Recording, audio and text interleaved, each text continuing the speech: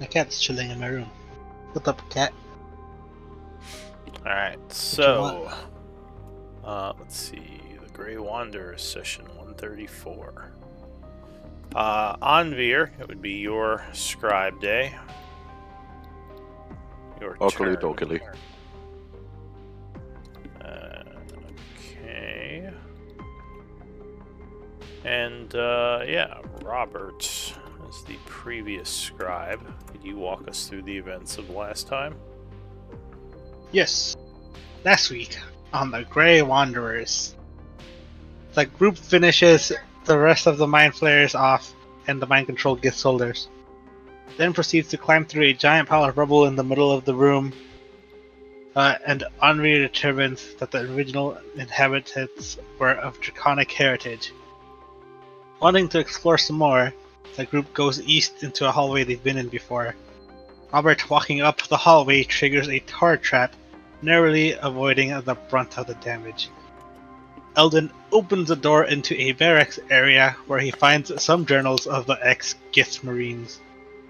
Passing by the other barracks area, Henri hears some noises.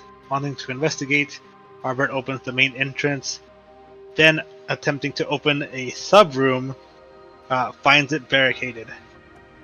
Calling out in Gith, he hears back from another Gith Marine not affected by the mind control, and eventually convinces him to exit the room and flee the area with the Grey Wanderers.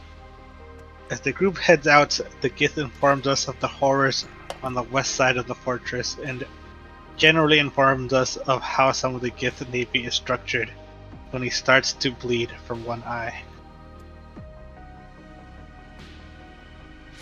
Alright. Thank you for the recap. So it is the 1st of summer, 12 p.m.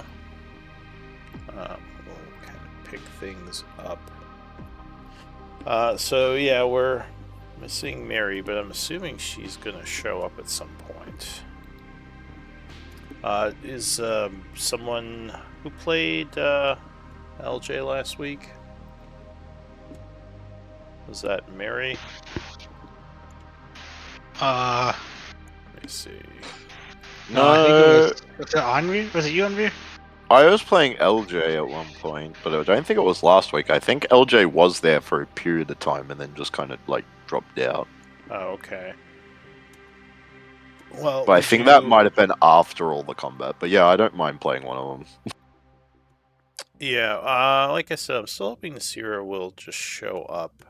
But for now, do you want to do LJ? Yeah. Okay. So you should Oh, have. did I get a story point for that? Yes, so that would get you a story Yay. point. I think you need to re-give me access. I think you hit it because I was seeing his HP when he was playing him last time. Yeah. Oh, You my should see it sister's now. dog is here. Yeah, it's just loading. Is that bad?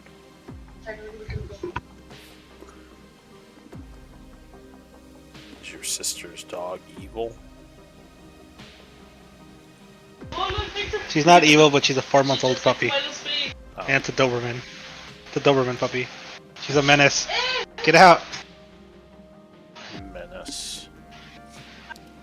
So in case Nasira doesn't show up, is someone willing to play her for the time being? I can. Alright. So I will give you access to Nasira. So I assume we might be fighting.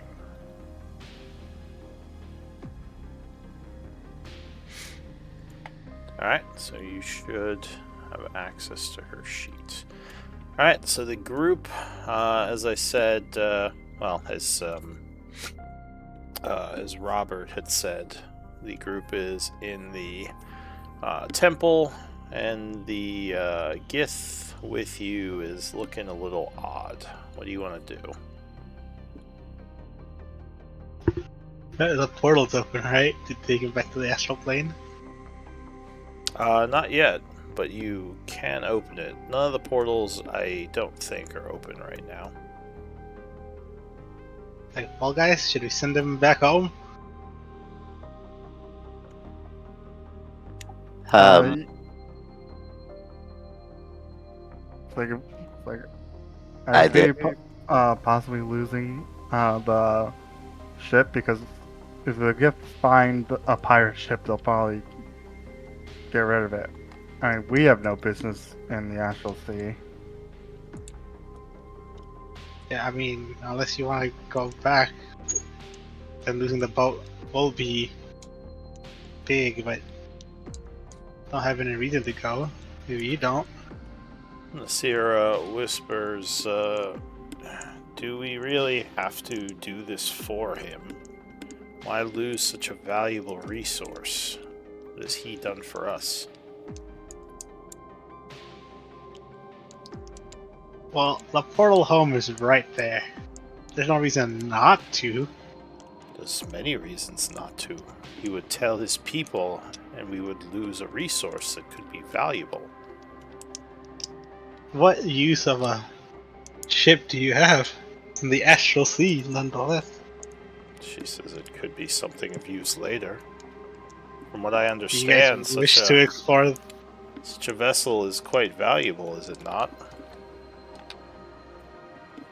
Perhaps we can negotiate and put it under our names. I think the more pressing matter is he Come on. okay? What do you mean? He is bleeding from the eyes right now. I did notice Oh, I some forgot. blood. What, why would that be concerning? Perhaps he's just injured from his ordeals. Maybe But- something psychic is still affecting him. Well, my main concern is I remember when we were with Kudo, we were talking about how mind flayers put parasites in people and then they turn into mind flayers, and he was saying that he was experimented on by mind flayers. I'm sorry, what? Old They friend put of ours. parasites in Right. people? Whispering this or just saying it? I would imagine we are whispering this like away from him. Wait, but we've determined that he can't speak a common. Yeah, that's right. We that's determined true. he can't talk common. So she Uh, still Unless he's lying. kind of whispers. Yeah, I imagine I'm not like shouting this because of the subject matter. I feel like he's talking more quietly. She says, Sorry, this, are you telling me the giant squids don't lay eggs like normal squids? I mean, in a sense, they do. Just they lay them in people, which then turn the humanoids. people into. That's unsettling. Very much so. Robert, if you want to ask our guest friend here if he's been experiencing like any chills or feeling sickly in the last couple hours. Alright. I'll turn to the Gith, and then Gith I'll ask him. They want to run a medical examination on you. Have you been feeling any chills recently? Upaka would say, chills. No, I feel fine. Alright, what kind of experiments did they do on you? She says, well, I am not fully certain. I woke up in some sort of what appeared to be a magical laboratory. I was tied up, but whatever they did, I don't think I was awake for it. But I feel fine, and whatever they did must have failed because, unlike the other Gith, I have not been controlled by them. By I'll the way, is translate this. he still like actively bleeding through his eye, or is it like stopped? No, it was just a little bit of blood. It wasn't a large amount. Yeah, I wasn't sure if that was still just like slowly trickling or anything like that. Alright, I think it's fine. She and Nasir would say in common, well, if he isn't fine, all the more reason we just get rid of him. Again, I don't think it's worth giving up such a valuable resource to these Gith, especially with their opinions on us being lesser races. Do you want me to shoot him in the back? She shrugs. She says, "It seems That's humane. so dark. You'll never see it coming, and you will be put down." Robert kind of What? shrugs. All right. Let's Andrea go. looks genuinely scared at this point. Like, oh. Sirius is... Robert's not a hero. Maybe not scared, concerned. Sirius says, "We've killed many. Why are you suddenly squeamish killing this one?" Well, because all the people we've killed were actively trying to kill us. She says, "Well, this one could be actively trying to kill us either through becoming a mind flayer or his people deciding we are enemies of his empire. Do we have to wait for that to happen until we bury the crossbow bolt in his head? When does the moment become right to kill him exactly?" His people despise the Illithids. If we convince him he's turning into one, maybe he'll do the job for us. This is my apologies if I seem a bit cold. I've been through a lot these last few days. Nasira's like, this guy might turn into a mind flayer. Kill him now. Kind of, yeah. in character. Like, Alright, I will not be stunned again. Yeah, I'll turn to Opachka or however he pronounces his name. Mm-hmm. So I'll put my hand on his shoulder if he lets me. Just gives you a Like- strange look. He says, "So when do we head back into the astral plane? I wish to try to contact my people." Like, well, Opachka.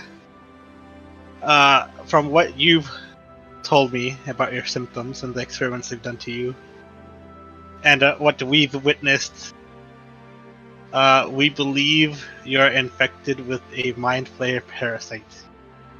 That you will be turning into one. Give me a persuasion.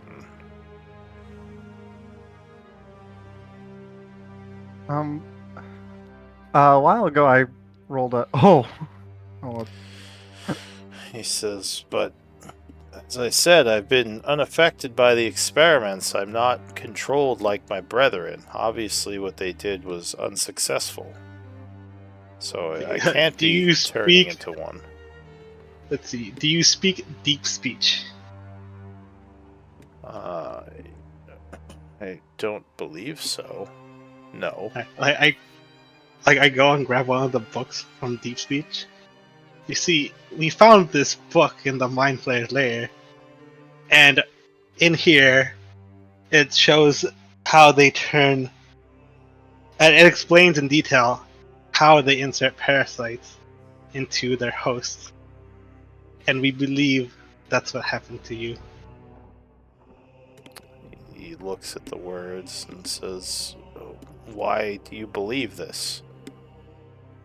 I mean, No. all I said was that The magical experiments, the bleeding from your eyes, believing you're not actually mind controlled. So at this point, he rubs his eye. He says, "My eye's bleeding." What? And he sees a little bit of blood on his hands. He says, "Oh. Well, Yeah, you see, that's where they insert it, right through there. give me another persuasion check." He says, "Well, it could mean At a this number point- of things. I mean, psychic damage causes the eyes and ears to bleed, and I was just in a god's forsaken mind flayer lair. I mean, surely there could be another explanation. I think we're being a little presumptive here." He says, I rolled a 22. I think I should just go back to the astral plane. He says, this can't be happening. This isn't true." Look. What would your people do if they knew you were turning into a mind flayer? He says, "They would kill me, of course. Put me down." Yes, then I believe you know what you must do. Give me a persuasion at disadvantage. Veer is like a deer in the headlights. He's like, 18. "Oh." Wait, I think I have. Oh, no, never mind. I don't. 18. So he kind of stops for a moment, as if contemplating things. He says, "But is there a way to be sure of this? I mean, a little blood from the eye, as I said. Are you sure?" Well, unless you can read deep speech, you can check for it. You can confirm yourself. He And says, I hand him the book. I can't, but does it say any way of knowing if someone is actually infected, or are there No.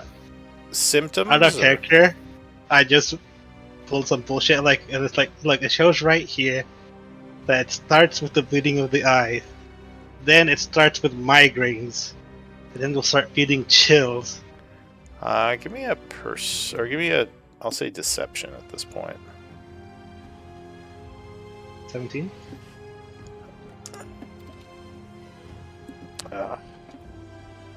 Says if there is, and I assume there is no way of curing this. Nothing is mentioned in the book. We have not found anything as of yet. Are you Says, telling us what you're saying, by the way? Because we don't understand. I don't think. I don't think so. You just see them I kind don't of. think so. I mean, you would probably, with your passive insight, know that Opka is getting like more and more. What's the word? Like maybe melancholy and a little bit sad. What are you saying to him? Oh, well, you know how their people hate illithids? I And that they don't, probably but okay. kill. Okay, well, his people hate illithids, and they'll most likely slay him on the spot if they know he's infected. So, to save him the trouble, I'm trying to convince him to do it himself. That Yeah. is Well, a bit cruel. We should just do it for him. Well, how does one kill themselves with a greatsword? Yeah, I can ask him. Or sorry, Would go you- ahead. What were you saying, Eldwin? so a while ago I rolled over 25 for Elton. Could I, with that knowledge, could I somehow make a check to see if I can find any signs of a tadpole? You. Or Just by- maybe direct someone Do you have out? medicine? I don't have medicine. So at this Monsieur point, does. it would be more medicine. Nasira would say, well, I don't know much about these tadpoles, but bleeding from the eyes is never a good sign. From what the book has said and what you have said, I assume if he is infected, he will start to show signs of sickness over the hours as we go into the next day. From what was read, I believe you said the times vary depending on the person. I can if maybe we see convince him to. She says, if we see the sicknesses begin, then I think that would be a good indicator that he is indeed infected. I can maybe convince him to stay here for a couple of days, and if he doesn't show any sign of sickness, then we can send him home. So It's she would Like, say, if we're gonna keep him monitored, I'd rather tie him up. Because if he thinks that he might be showing signs, he might just bolt fearing for his life. so Nasira would say, I think the best thing for everyone would be that I confirm his suspicions and that he just be put down. Or we can set him loose in the Astral Sea. No, that would be a mistake. Say we do that and he calls his people, then they show up, kill him as a mind flayer, and take the ship themselves.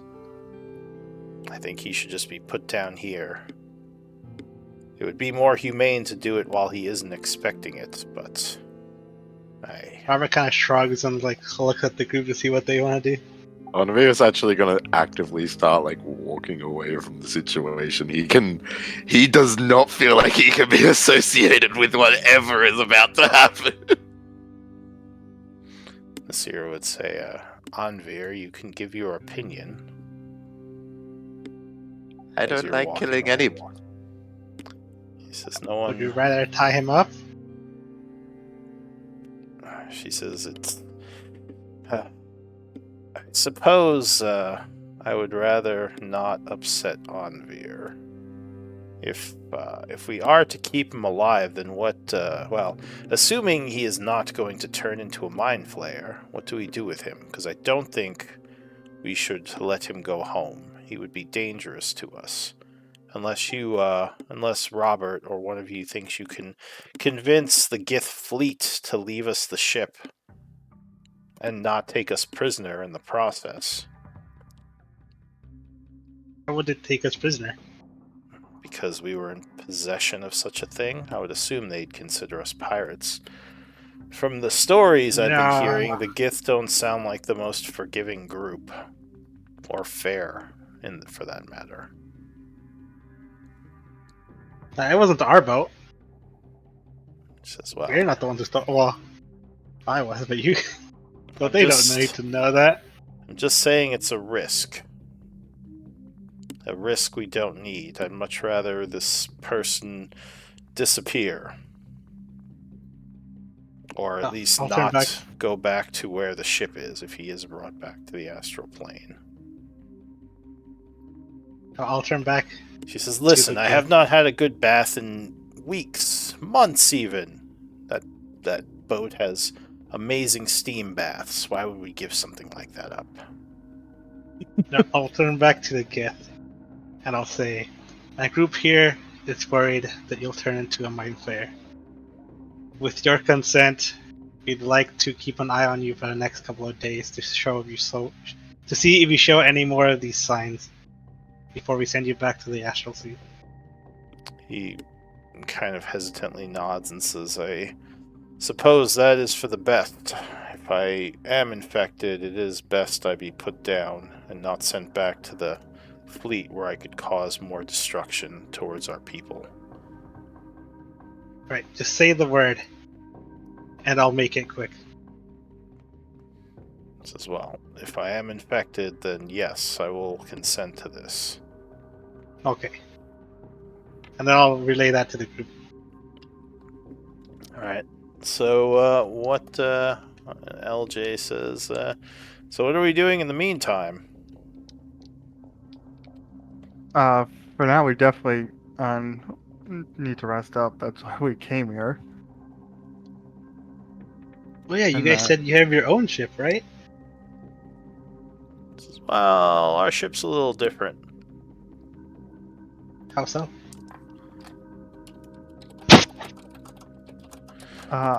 Our ship is able to dig through the tunnels, and dig through the cave systems around here and make its own path through the earth.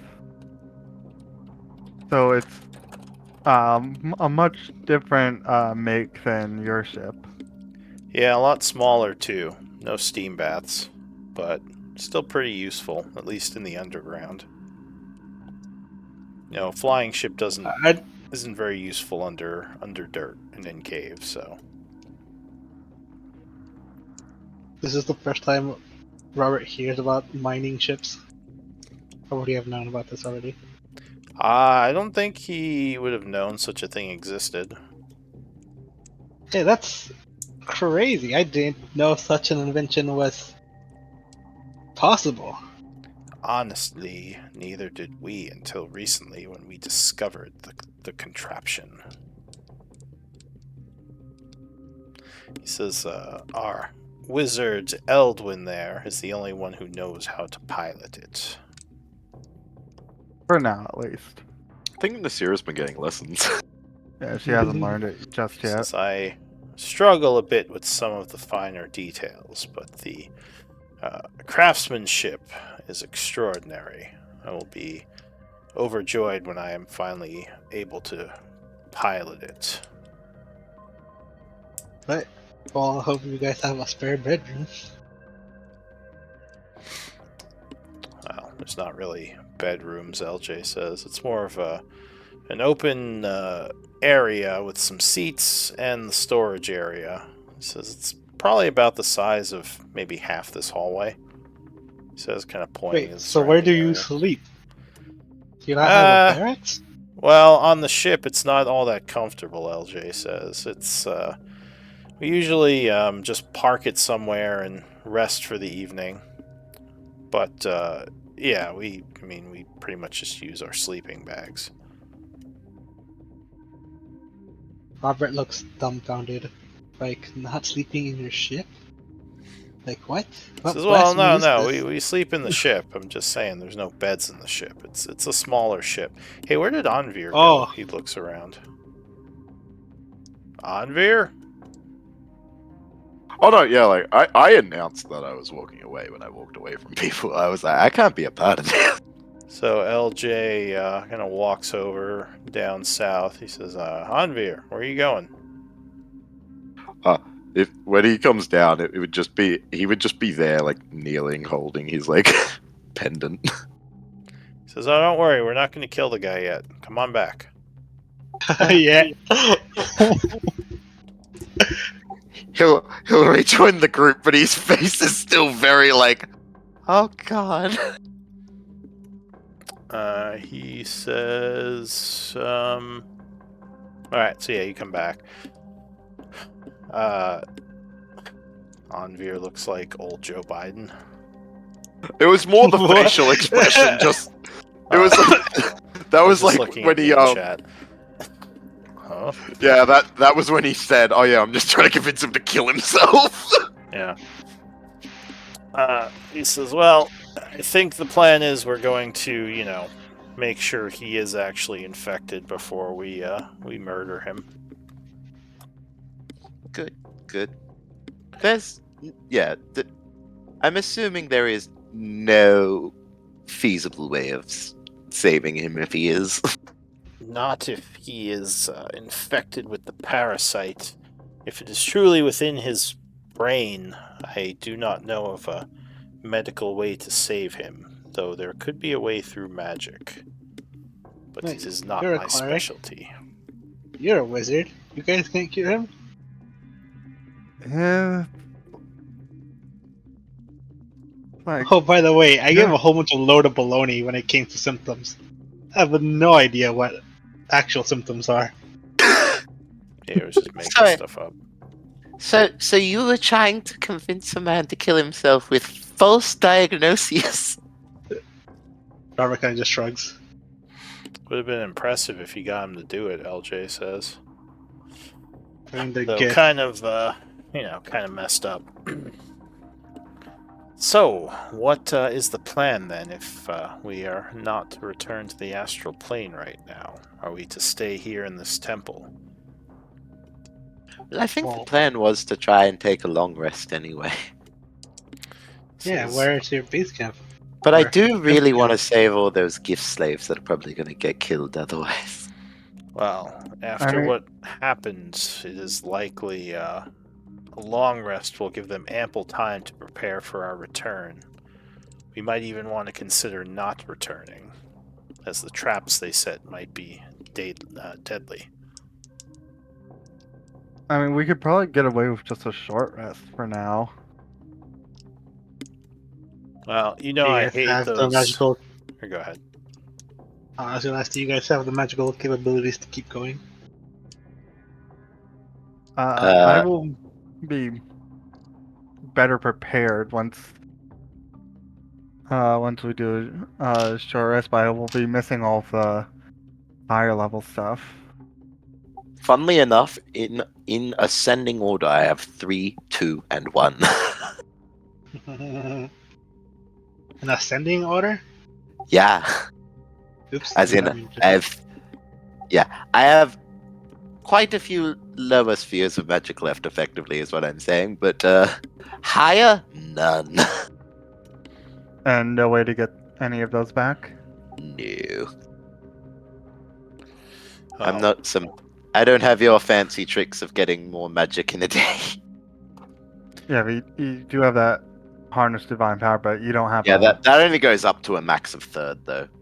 So Well- maybe we do. You know my opinion on the squid faces. If we don't want to fight any more of them, I am completely okay with that, LJ says. Do not like those things. They always seem to blast my brain. And then it gets all hard to do anything. They do I am- like doing that a lot. I am so tempted to quickly go through the portal, chuck down an earthquake, and just leave. I've had this scroll for so long. Well, that might be an option if we just wish to destroy that place. Although you know you would be sentencing those slaves to death. To be fair, if we don't go get them, I think we already are. What's an earthquake? So let me equate this as best as I can to what you have. So the solid pieces of objects that you were to land on. Okay, yes. Now, imagine you were inside of one of those, like in a tunnel, like we are now, and then Okay. a lot of violent shaking, splitting a bunch of it apart and making it all come crumbling down happens. So after a good night at the bar? Effectively, Or more violent than that? Effectively, in the current world you are residing in, it is 120 foot of pretty much surefire death.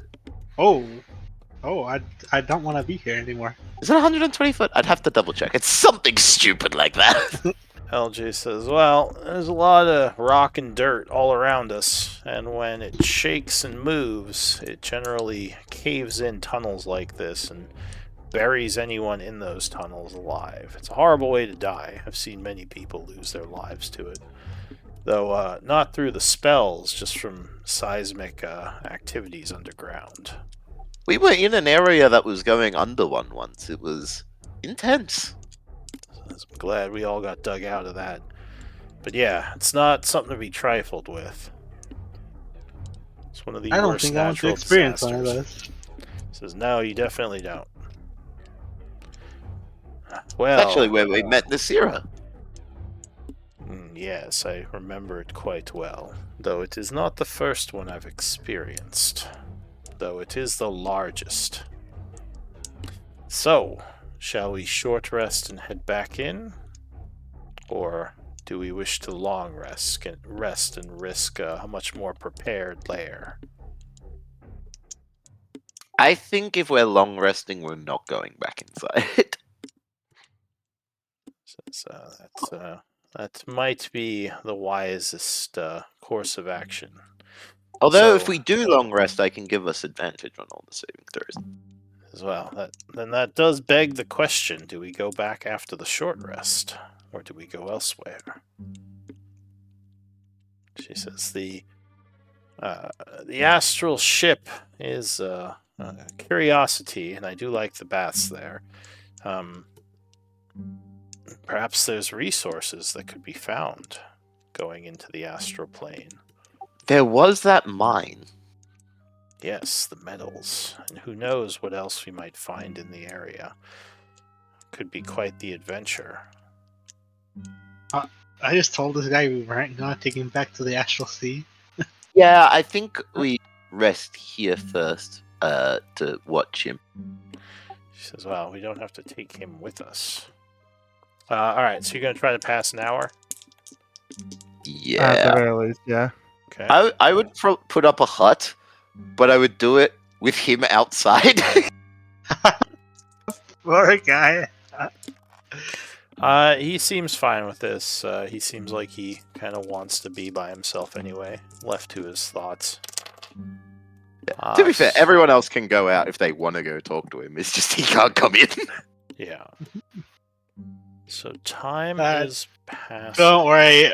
Oh, God. I'll keep you company. You stay outside? Yeah. Alright. So yeah, time is passing. How many short rests do we get? Well, you have to finish passing the hour. Oh, how many? You get up to your proficiency modifier short rest per day. Okay. So I can make note of it. Alright. So time is passing. I'll say Anvir, as you're sitting in the tent, or sorry, sitting in your dome, resting. You kind of see Robert out there with the Gith. You might notice him kind of maybe you think you see him put his hand to his side and maybe wince a little. It's kind of subtle about it, like he's maybe trying to hide it a little. All this. But yeah, do you want to do anything? Say anything? He is so morally conflicted. And if no one else is doing anything during the rest, it would pass. So it's now 1 o'clock, and you can spend a short rest if you like. Yay. Wait, when do I get Indomitable back? I think it's long. Yeah, I think that's a long rest. Okay, long rest, yeah. I get my superiority die back, a second wind, and my action surge. And some HP.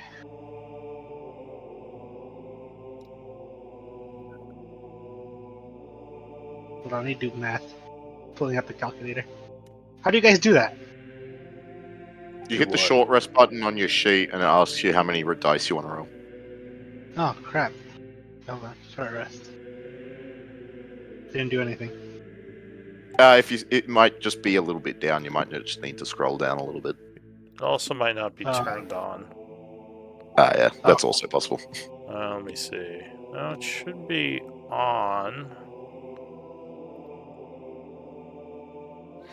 Yeah, so... yeah, it should be on. So if it's not working, I guess you could just... Well, it looks like you got your second wind and everything back. So it's just the hit die. So maybe you just... I mean, you can always just click the hit dice buttons to spend hit dice. That's what I usually do anyway. Math 8. Man. Well, it I doesn't have a do the plus. math for you anyway. Like, you still have to do the math. Yeah. Oh, okay, hold on. Okay, 63. 8. Yeah, but it's much easier to just go plus 12 instead of 6. plus 4 Yes. plus 2 plus 6. Oh my goodness. Especially with these rolls. Got another. How many is that? 3? Okay. Yeah, you got 8, 6, and 4, so 18 back so far. 28. Oh yeah, I forgot that I'm controlling LJ. He might want to roll a few. Sierra as well. Yeah, I'm working on her right now. Oh. Well, I don't know how. I feel bad using someone else's hit die, but I'm like, yeah, she'll probably want to use all of them considering how much she's hurt. Yeah. It's good enough for me. How many hit dice total is that? 1, 2, 3, 4, 5. 6 total? Should have 7. Yeah.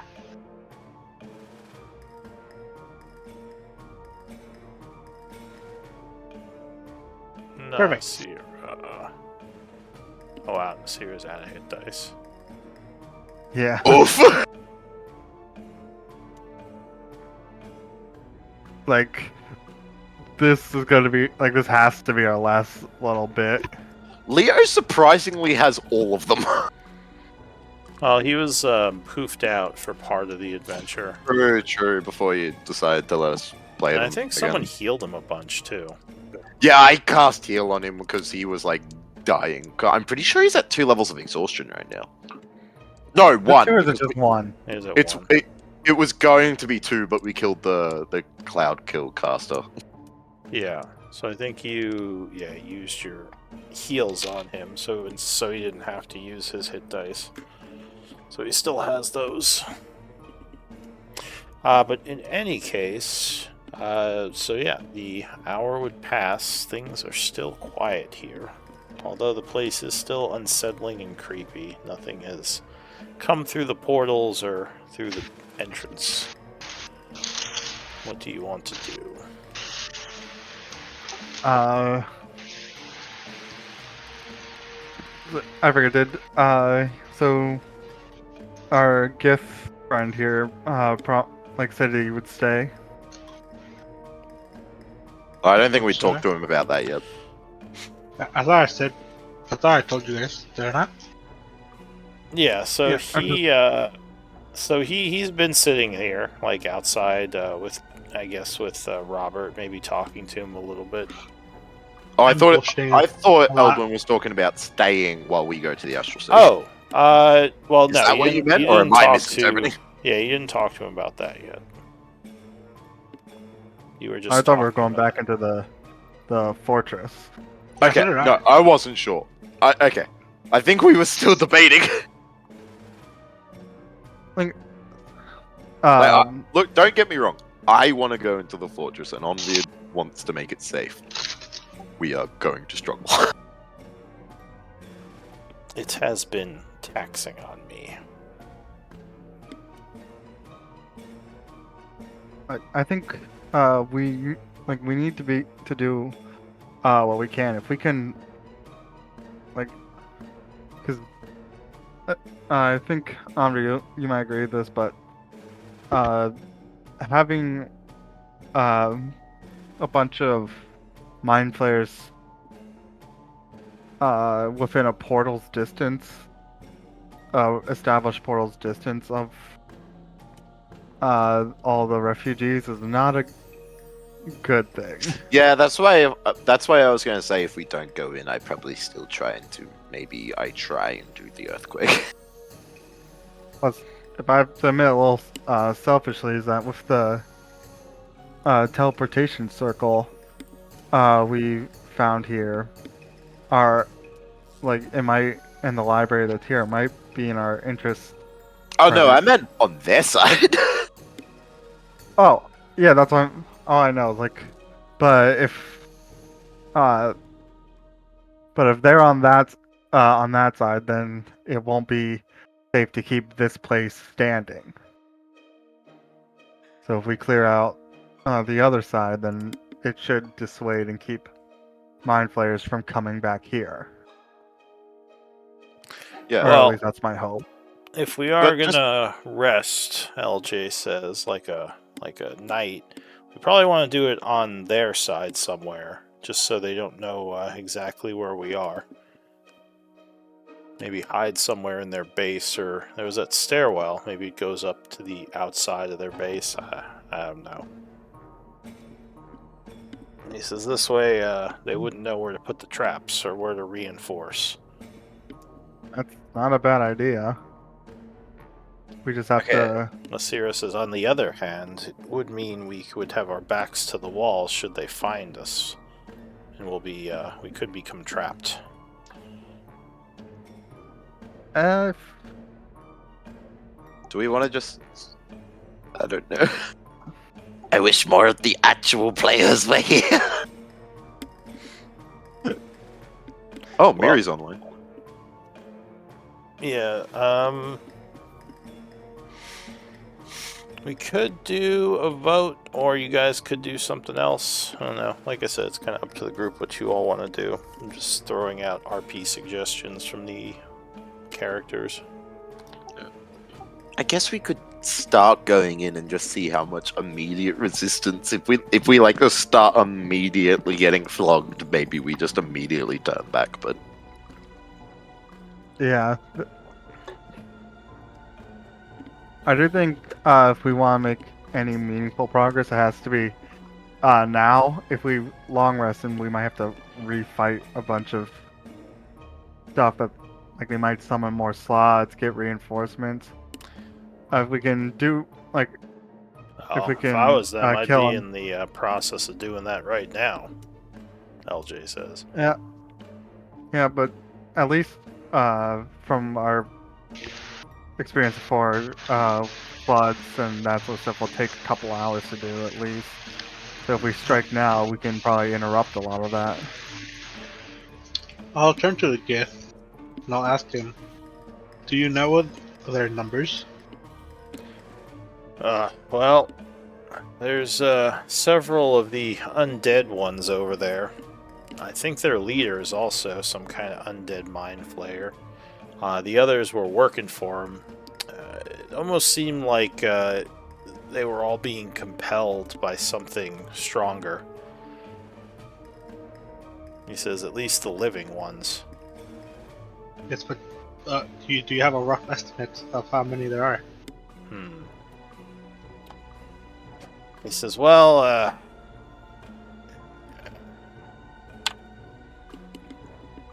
couldn't say for certain, but I personally, I believe, saw about 8 or 9 of them. And that's already taking into account the ones that we slain? Says that's just how many I've seen. That's not including the Gith, just the mind flayers and undead mind flayers. There weren't that How many of them. your people have under their control? Well, I know they were the survivors of the one ship attack. There are some others they had taken prisoner. I'm not sure from where. I'd say at least 15, 20 Gith. But Okay. these are all estimates. Yeah, I relay this information. Like, well, if we assume there's a few more mind flayers that he hasn't seen, we've already taken out 4 of them. That's about a quarter of the mind flayers. Assuming his numbers are so. Yeah, and if we're lucky and he's actually accurate, that'd be half. Yeah, and if we can take out the main mind flayer, I assume the Gith will join us.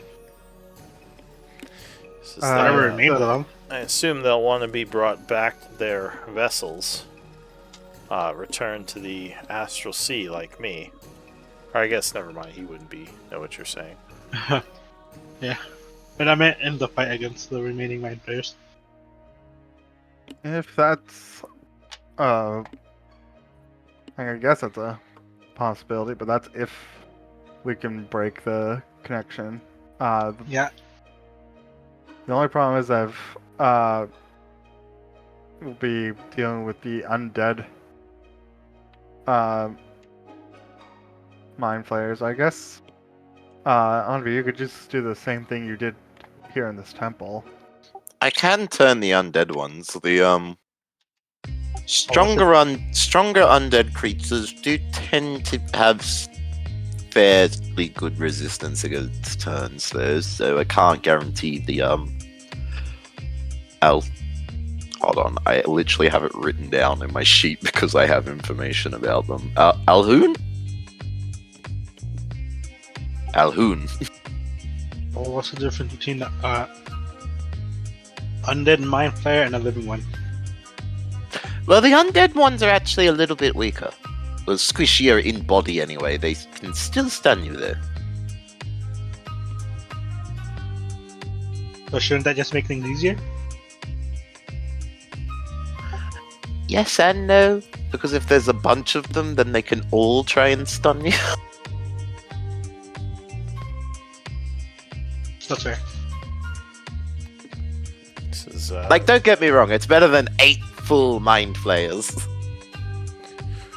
So the Alhoons, are those vampiric ones that kept wrapping their tentacles around our heads? No, Alhoon isn't something we haven't met yet.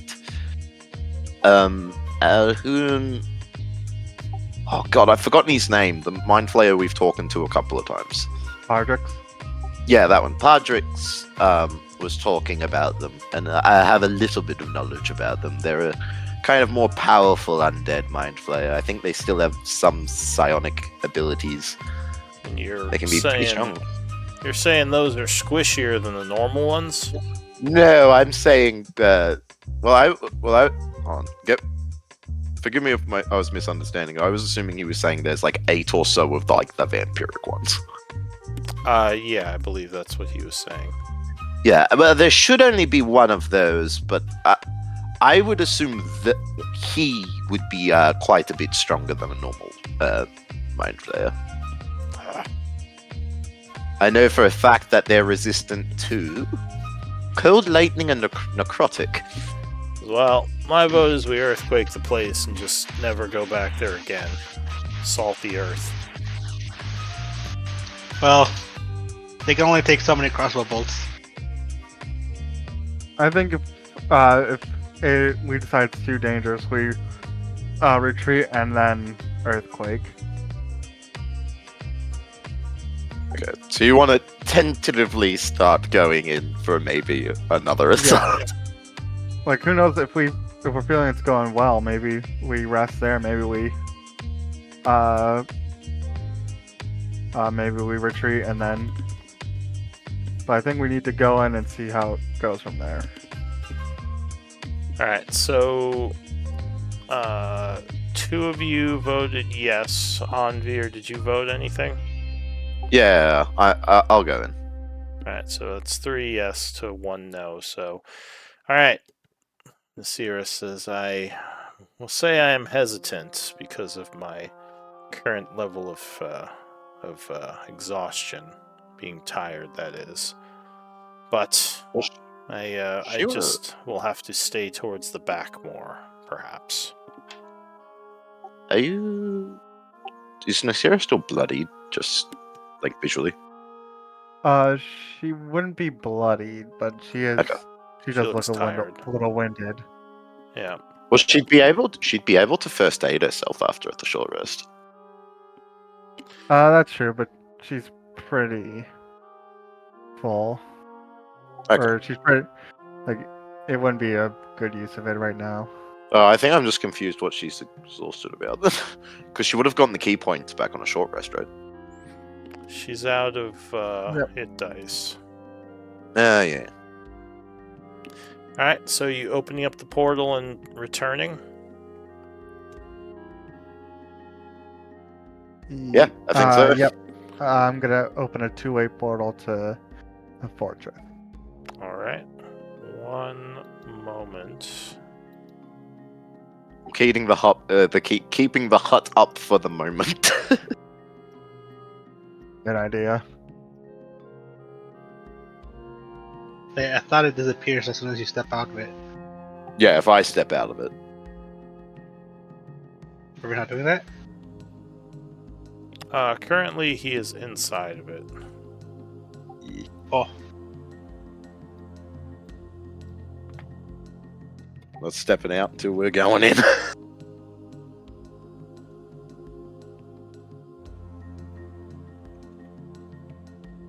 going to kick my cat out of the room. Actually, before we start going in, Elduin, can you do your psychic link? Yeah, I can set that up. Right before we head in.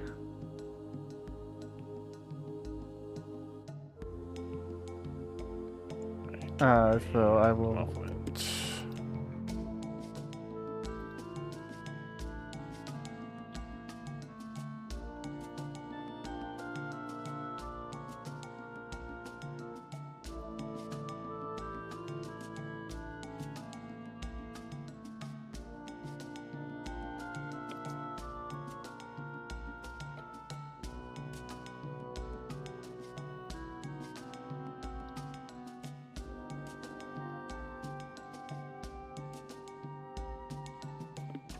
Alright, so you fire up the portal, and I assume you are just quickly going in.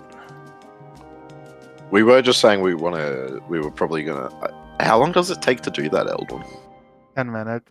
Yeah, so we're just gonna, before we actually activate the portal, we're taking 10 minutes to put the psychic link up. Okay. So you attempt to pass another 10 minutes, which you do. The psychic now link is active. What time is it? Oh, it is 1:10. Alright.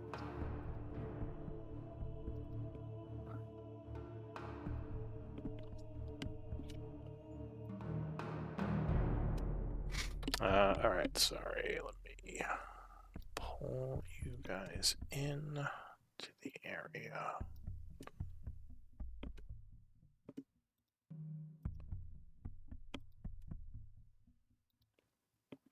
Alright, so let's see, we have Robert, Onvier, and Eldwin.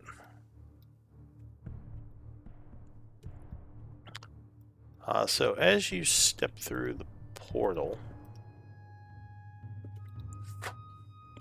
you would see several Gith in the area, and it looks like they are setting up some kind of maybe magical trap over there. One of them will yell in Gith, "They're here!" And give me initiative rolls.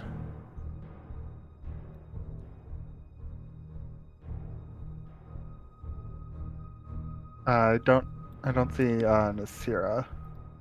Oh, you'd have to pull her out onto the board. Her Okay. and LJ. There is no way I'd be out in the front. Yeah, you can come in wherever you want, as long as you're within the circle.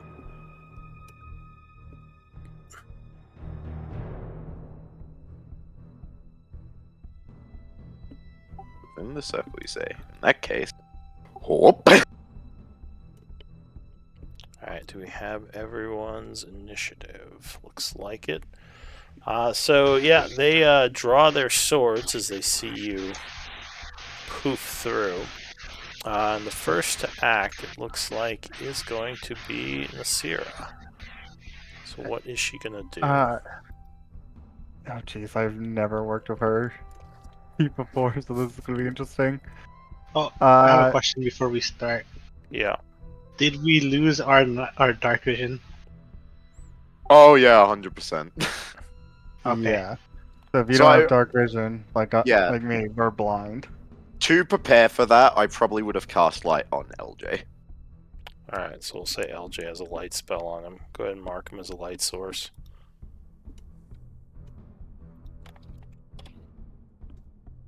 Okay. So yeah, it looks like there are some Gith in the northwest area, maybe doing a ritual or doing something. You're not sure exactly what.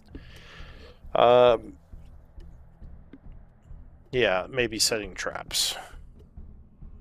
Alright. Sierra's gonna run up 40 feet to here. Alright, so as she is running forward, she would step on something that flashes underneath her. I would need a Okay. con save as some sort of magical trap activates. DC is 16. Alright, so luckily she resists it. Is she gonna continue? Yeah. So she'll go one.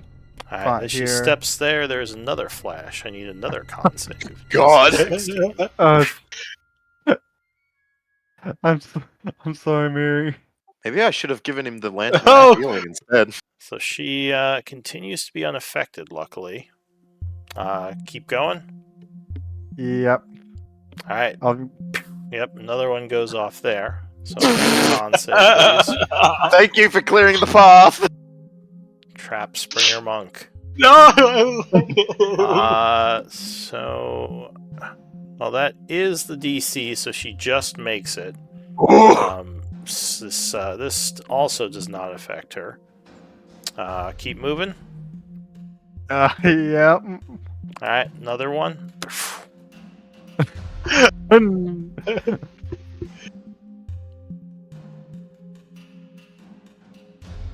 Oh. Alright, so as this one goes off, she is suddenly overcome with some sort of psychic energy and becomes dazed. Or sorry, stunned, not dazed. And I'm guessing that is going to end her turn. So, the Gith Warrior, at this point, fully, he kind of smiles as one of the traps got her. He's going to come up with his greatsword, swinging with advantage. Stuck. Ooh, so with advantage, she would be struck, unable to move quick enough to get out of the way, and she would take 9 slashing, 8 psychic. Alright. Second attack at advantage. Oh, that is a crit with advantage. I will use my reaction to Silvery Barb that. Alright, first level spell and a reaction, so a reroll.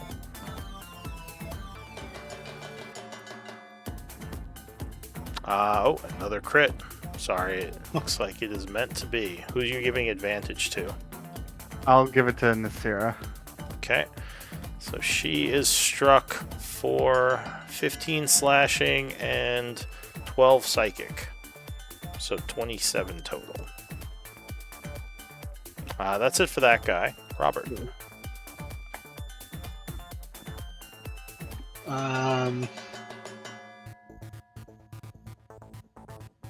I'll shoot this guy in the back. Alright. So you fire at that guy. And He's, crossbow. no, so their AC is, let's see, 17. So that is gonna miss. Attack number 2. Dang. Nope. Flies past him as well. Attack number 3. This one for sure. Yes. Yeah, 27 will strike on the third one for 20 damage. Oh. Then as a bonus action, I can crossbow expert to make a hand crossbow attack. Alright. Fourth shot. Nope, that is going to miss. I'll just move up 10 feet and then my turn.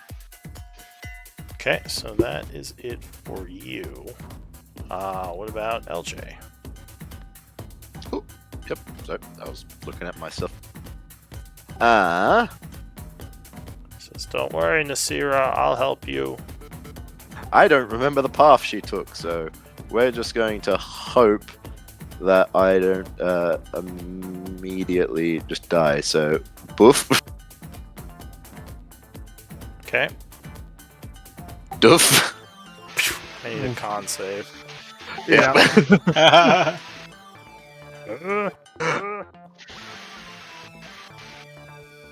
At least he's good at these. But I hope he's a lot better than Nasira. Alright, so Yeah. you would resist that one.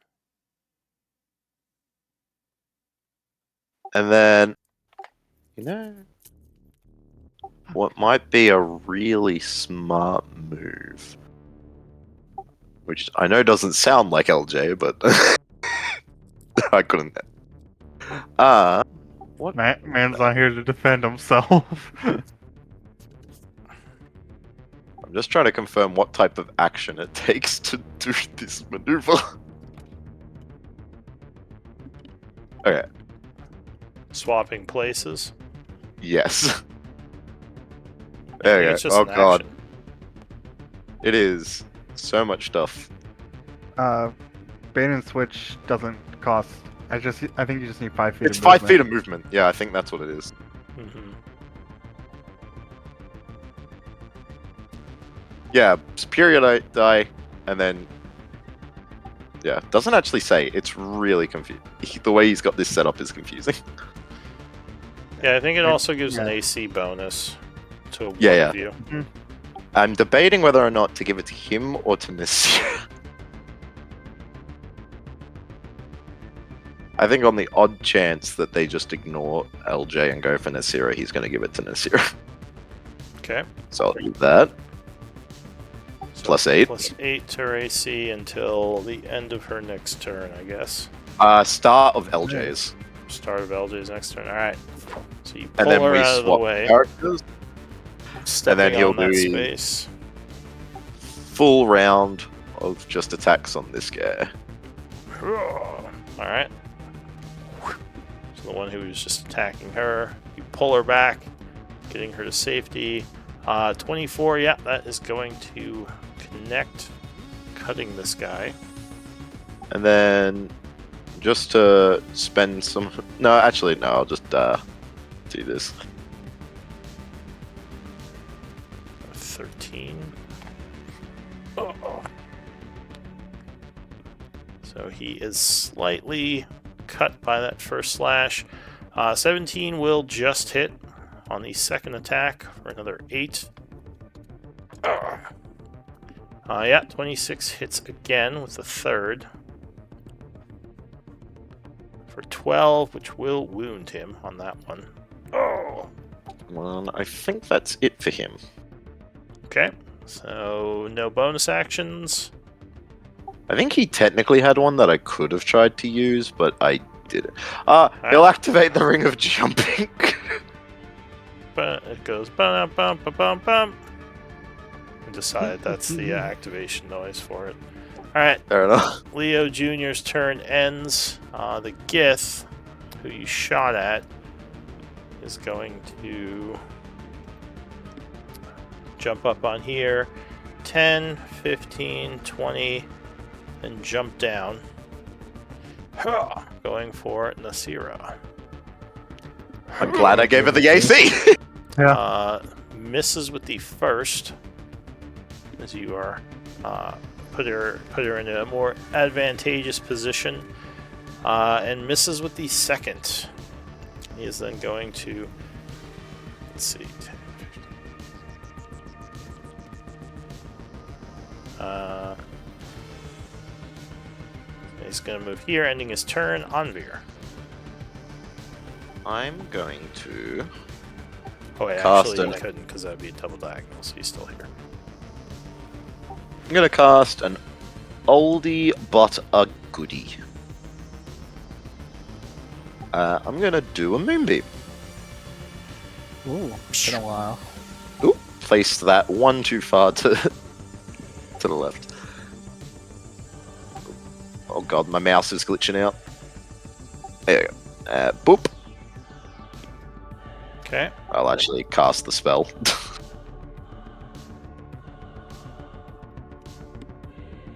Alright, so the Moonbeam will blast into existence on those two. I don't think it damages them at the start. No, it's on their turn. Yeah. Yep.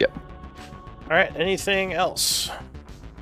It does say when it enters it for the first time on a turn, but yeah, I guess that's just weird wording more than anything. Yeah, so if they go through it.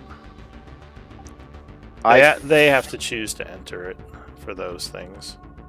I will just get a little closer up to the wall here so I've got some cover. Alright, so the Gith Warrior is going to go 5, 15, 20, 30 to here.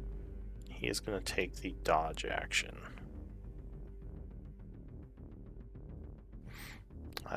Dodge. That's it for him. Eldwin. Alright, I'm going to run up here 25 feet, and I'm going to take 2 attacks on this guy. First one, Booming Blade. Okay. Wow.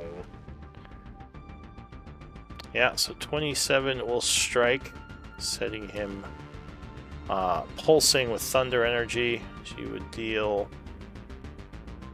So it's only 1d8 thunder, right? No, it's 2d8 at this level. At level 10? 13. 13.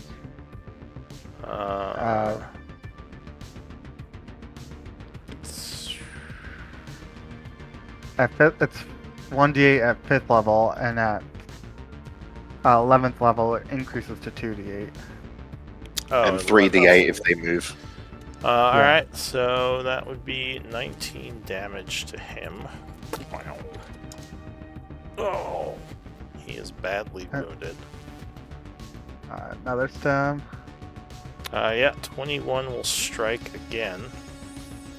And the 13 will put him down.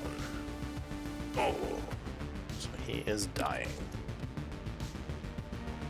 Anything else? Nope, that will be my turn. Alright, so the Gith in the back. Let's see, what's he gonna do?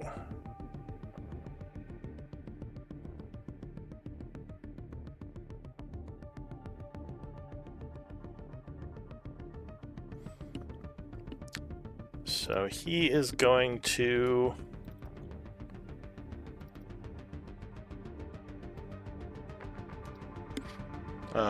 yell something in Gith, which I guess Robert could speak.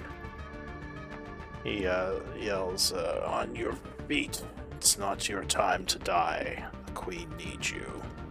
And they all seem to be healed by this. Including the guy who is near death. Ugh. So he has a level of exhaustion. He is no longer dying. They would all gain 20, those who aren't at full. He's then going to move down this way. Let's see, that's 20. Then move over here for 30, ending his turn. The warrior would start in the moonbeam, so he has to make a wisdom save, I believe. Con. For moonbeam? That was wisdom. Yeah, I'm pretty sure. No, I'm pretty sure it's Constitution.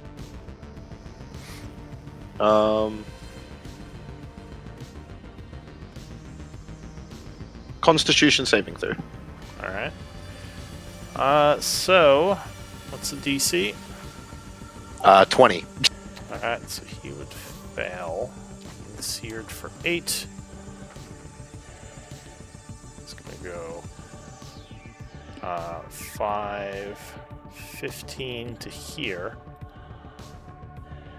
Are you blurry right now, Yeah, it would be. Eldwin? Alright, so I think he is going to go for LJ. His psychic greatsword attack. 23 will hit on the first swing.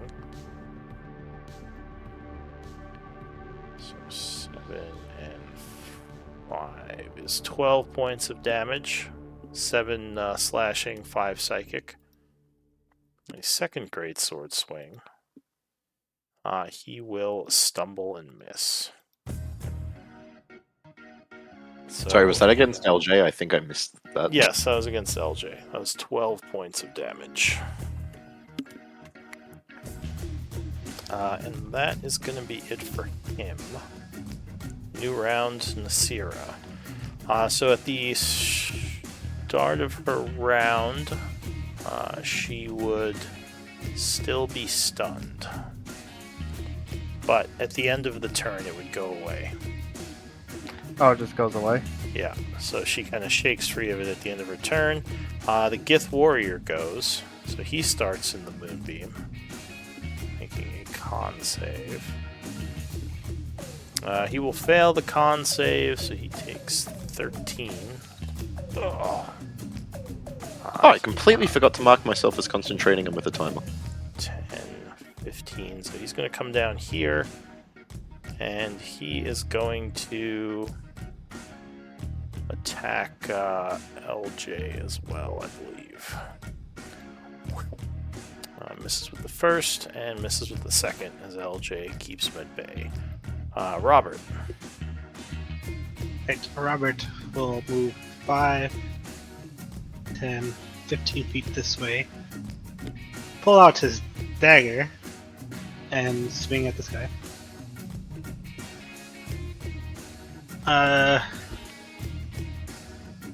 How do non-lethal attacks work? When you're gonna kill them, you can just say whether it's lethal or non-lethal. So Right, when 'cause you I want to make reduce them, non-lethal attacks. yeah, when you reduce them to 0, you can you basically knock them unconscious instead of trying to kill them. Right, that's what I wish to do here. Attack. Oh, this guy's still on the ground, right? This guy is prone, yeah. Right. Okay. Well, I'm gonna make non-lethal attacks against him. That should not have the minuses. My bad. Alright, so that will strike him. Like maybe hitting him with the blunt of your dagger for 10. So he becomes badly wounded. Ugh. Attack number 2.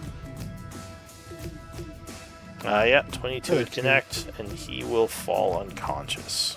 Ugh. 5, 10, 15. Actually, Be 25 unconscious. feet.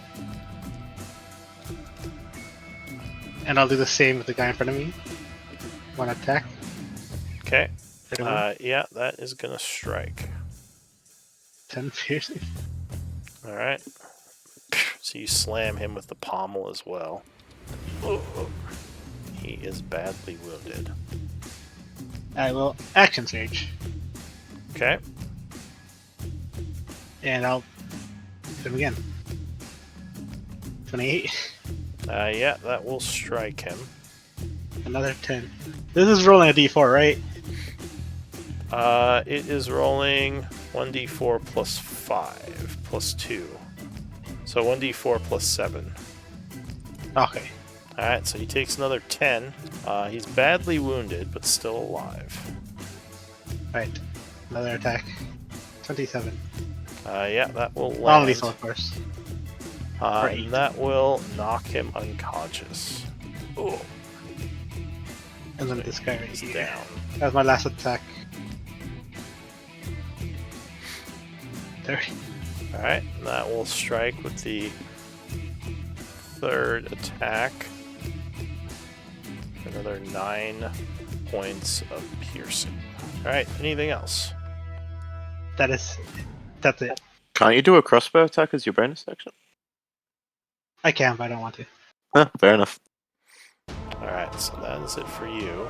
LJ. Okey dokey. I reckon.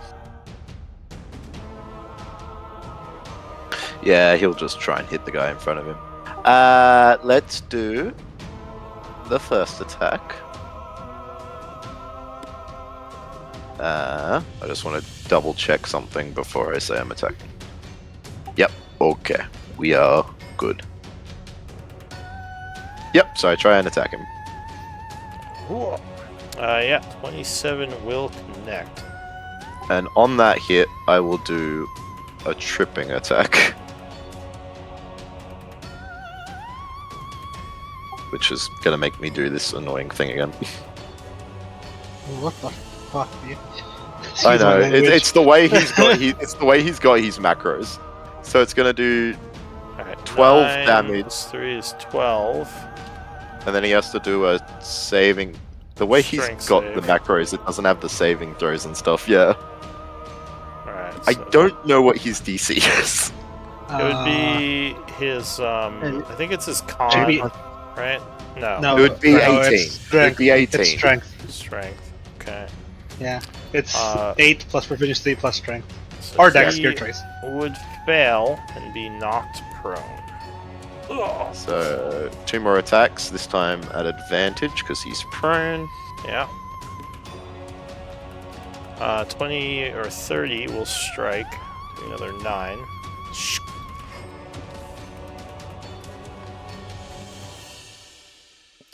And finally, 28. Yeah, that will strike.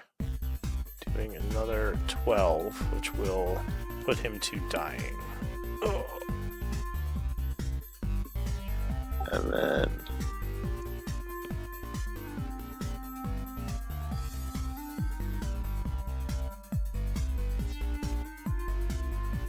Okay, So- anything else? I'm just trying to figure out how much movement. Well, I guess he can jump, eh? You can. So I was trying to map out his distances and stuff, but I guess he'll just jump to right in front of this guy. Okay. Anything else? I think that's his turn now. Alright. The Gith. He is going to be unconscious.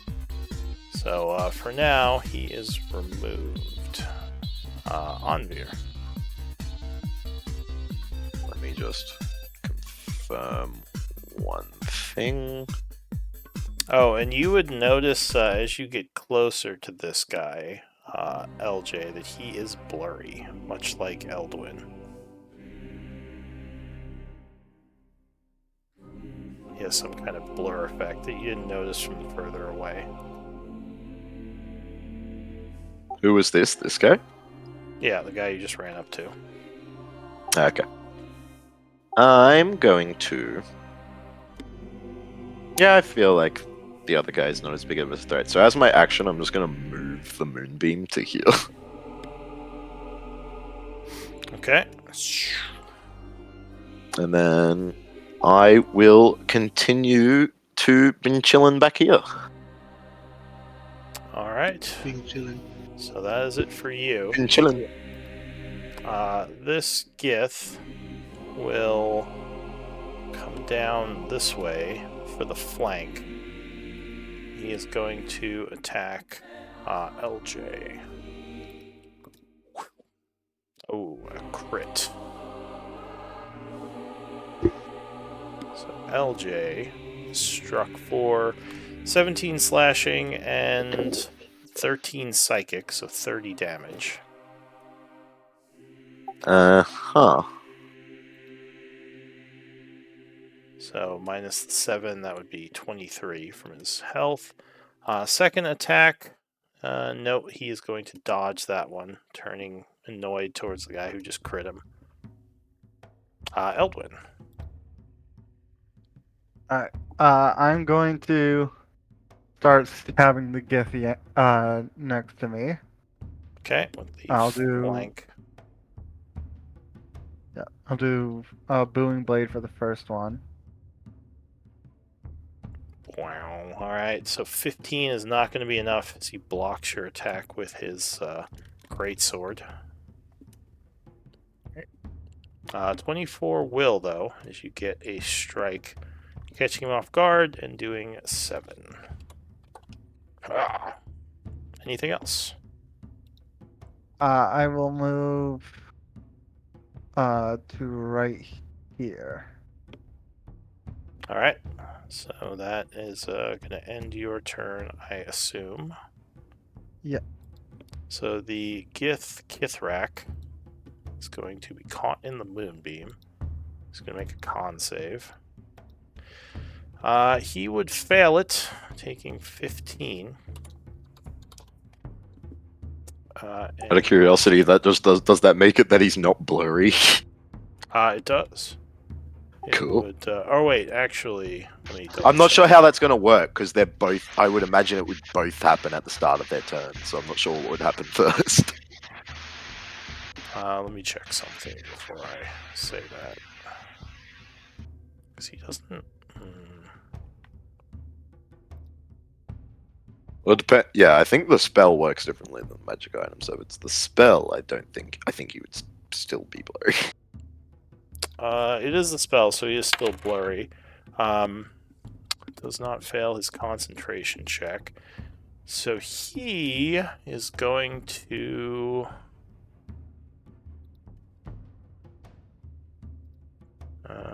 He begins to chant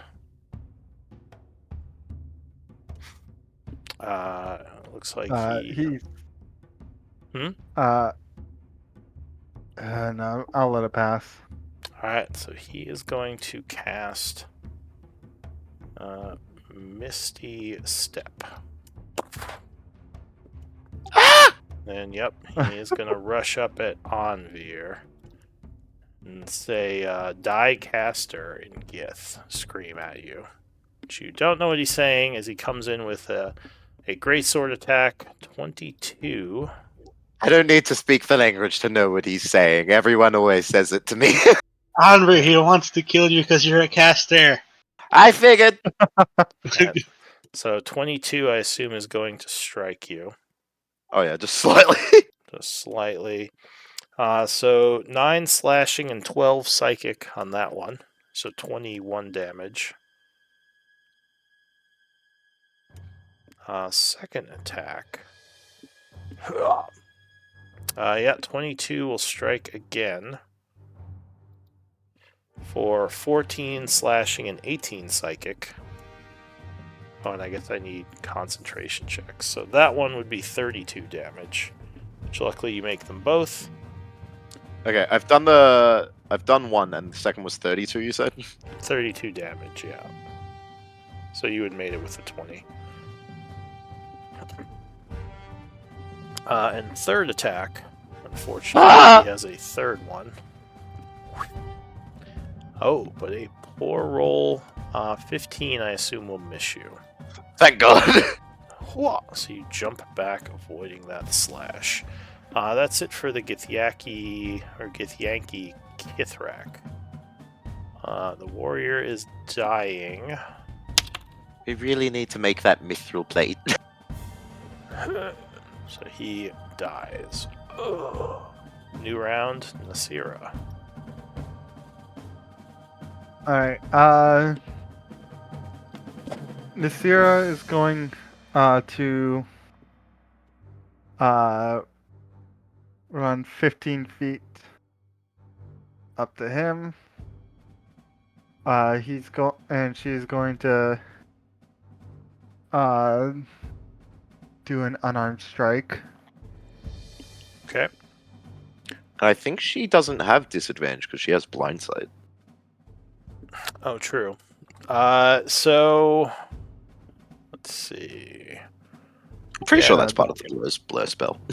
Yeah, I mean that sounds correct. So if she has blind sight, then yes, I mean either of those would hit. But sure, that would strike him with the first one for 10 bludgeoning. Ugh. And then He's still focused on Onvir, though. Looks like he wants to take him down.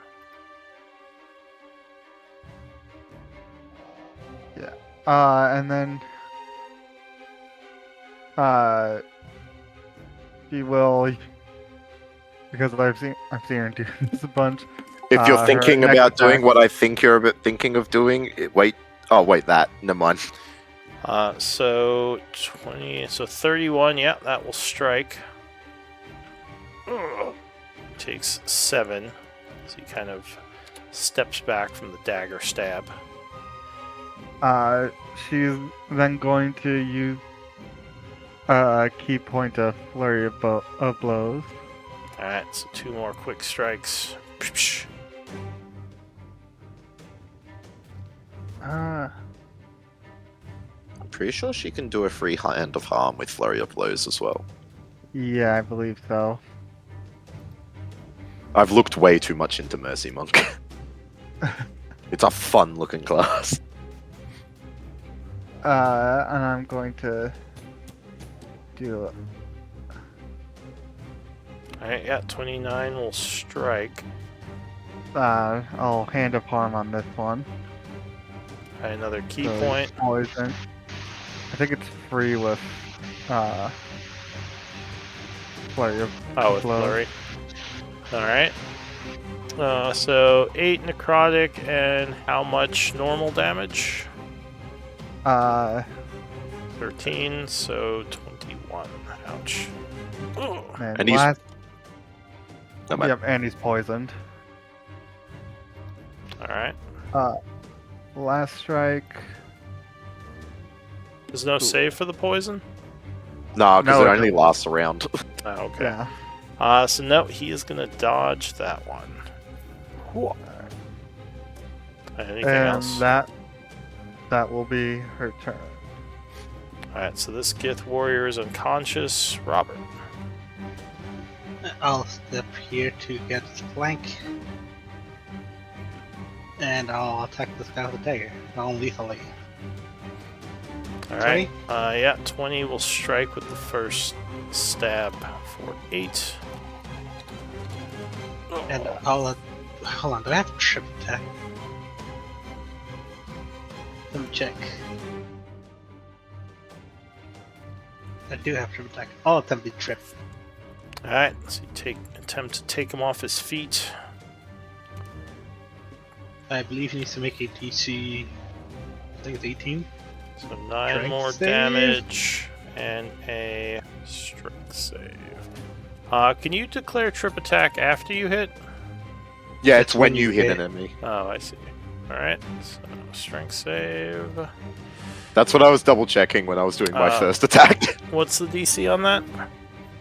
I believe it should be 18. 18. Alright, so he would be caught off guard, failing. And I assume he uses, you said strength save. So he falls prone. Oh yeah, maneuvers are. Yeah, the save is 8 plus proficiency, plus strength or dex. So, yeah, 18. Alright. The second attack, since he's advantage, 23. Yeah, that will strike again. Another 10. You bop him with the dagger hilt. Oh, that would put him And to then- wounded. Third attack. Yeah, 22. 22 will strike. Oops, I did not mean to do that. Hitting him for another 8. Which will put him down to badly wounded. Oh. Alright, so bonus action. Yeah, bonus action, I'll shoot this guy over here. Alright, so you turn around with your crossbow in the other hand. I should not have the +2. And remind me, you do need a free hand to reload? Not with the I thing. think Crossbow Expert ignores loading. Yeah, ignore Uh. the loading quality.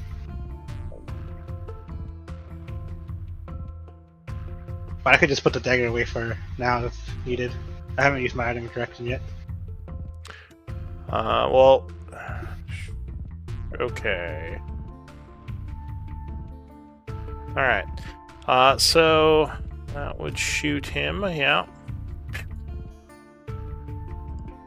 For 11. Okay. And I assume that's going to be it for you.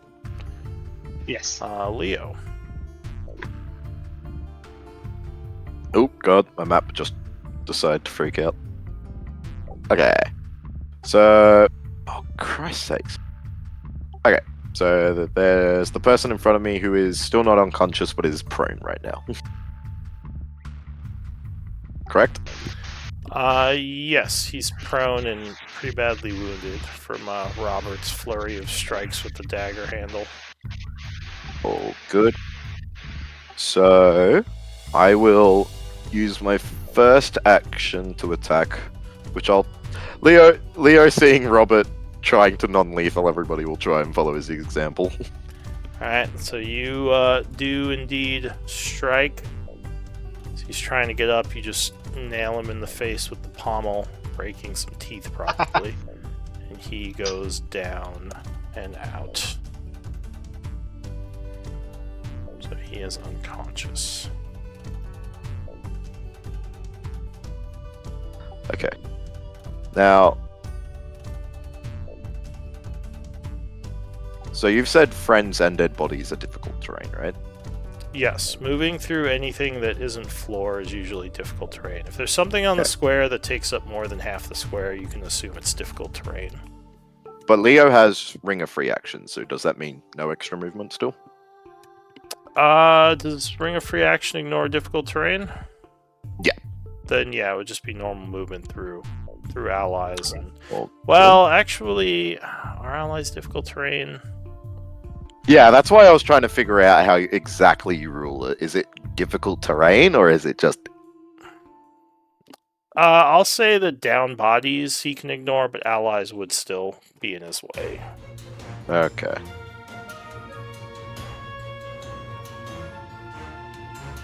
In that case... I've just got to do some...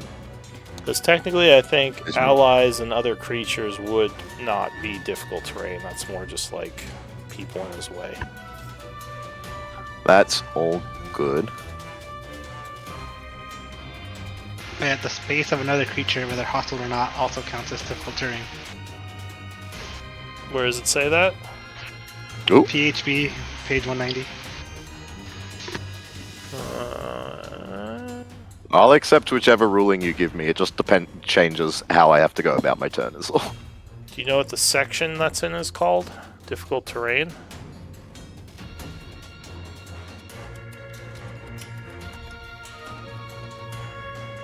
Robert? Robert. Sorry, I was dealing with my sister dog. What's going on? I said, do you know what Whereabouts? the section that's in is called? Is it like called difficult terrain or something? Yeah, it's called difficult terrain.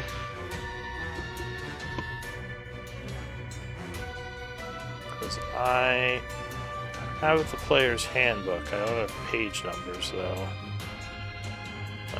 Let's see.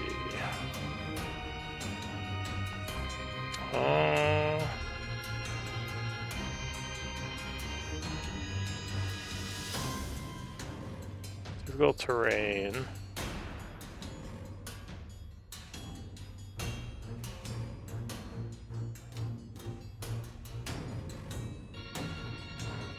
Alright, I don't see anything like that under difficult terrain. You sure it's not under something else?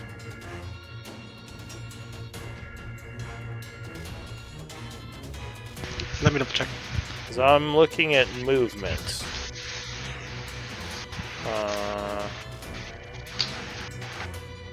In the section under movement called difficult terrain, it does not say that.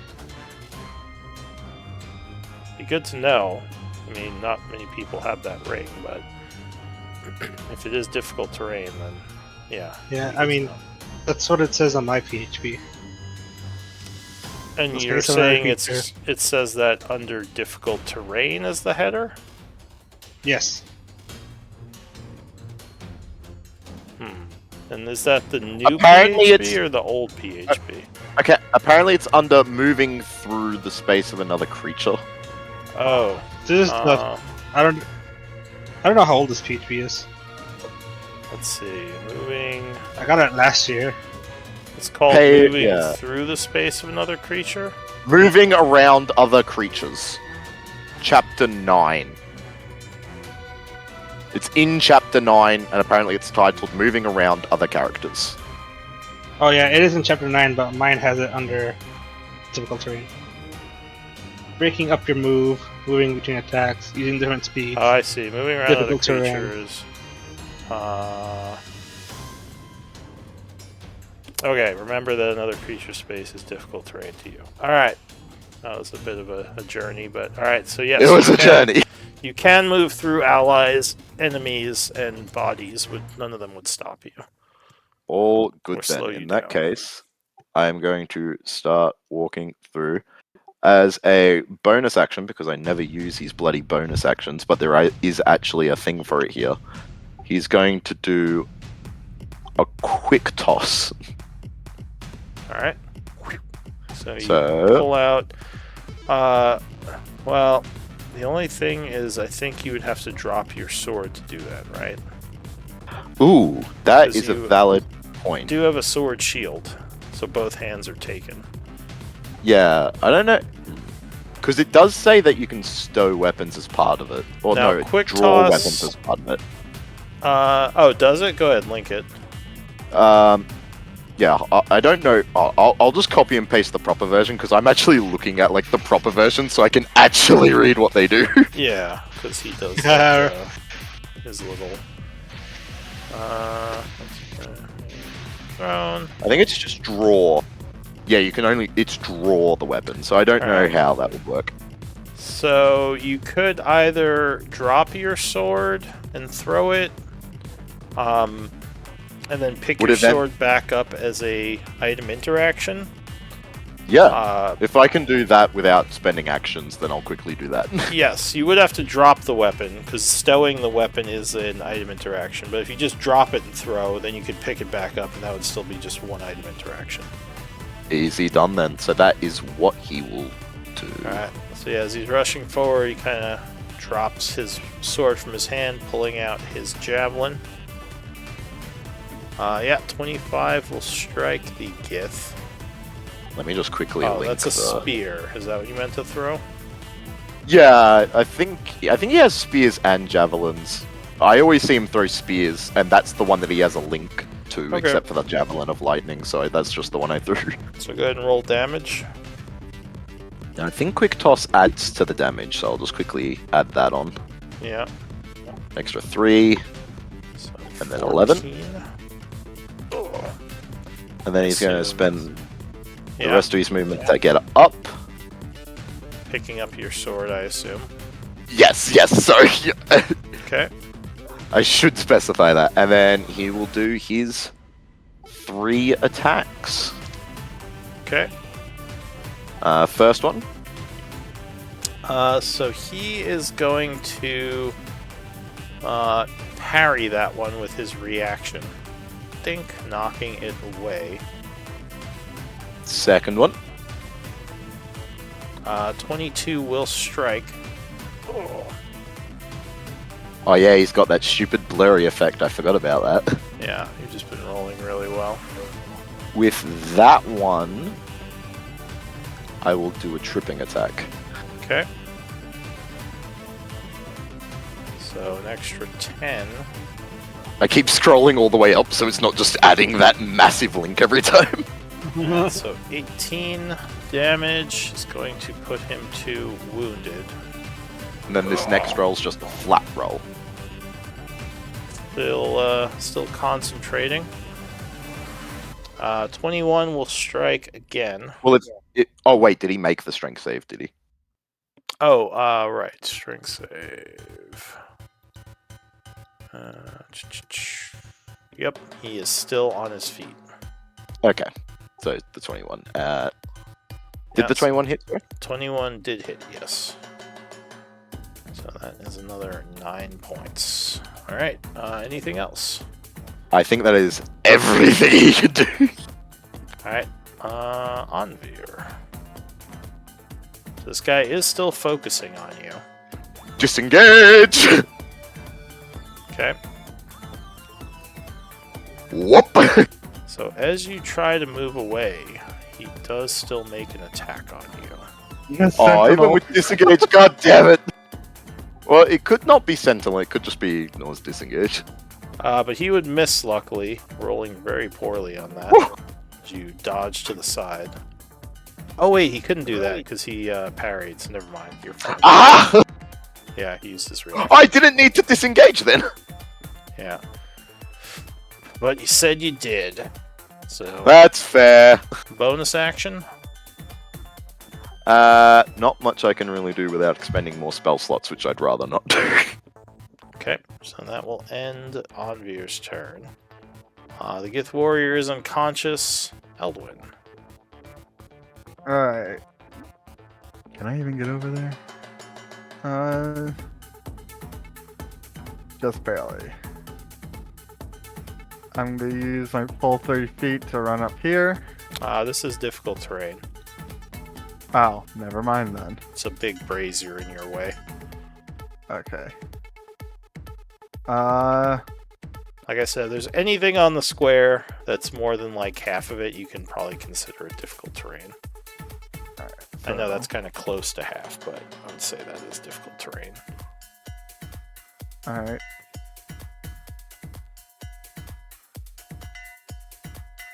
If I do 10, 15, 20, 25, 30. And then I'm going to fire a firebolt at him. Alright, you send a firebolt. 29 will strike him. For 24 fire. That's a good roll. Honestly, yeah. Alright, so that's that. Anything else? That is my turn. I mean, I Alright. guess I could stab LJ. So the poison is still on him till the end of his turn. Beginning of mine, but yeah.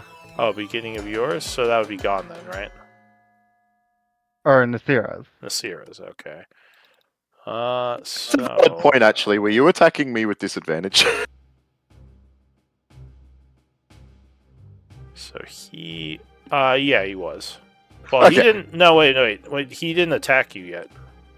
He was, Yeah, he attacked me several times. Oh, yeah, That when he was attacked before me he just was before. poisoned. Yeah, that's That right. was before, yeah. So now he would have disadvantage. So he is going to start chanting. And do a Misty Step.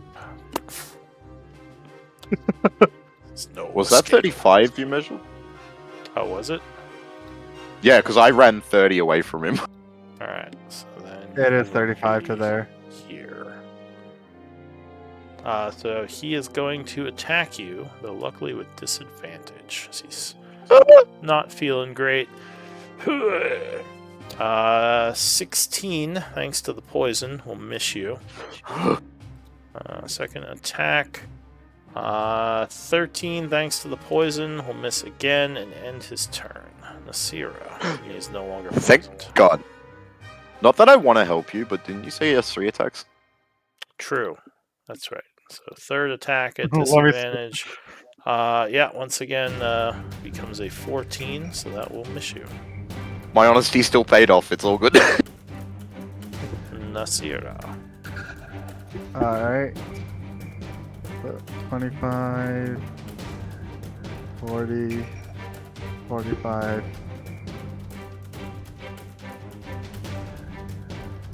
Uh, 50.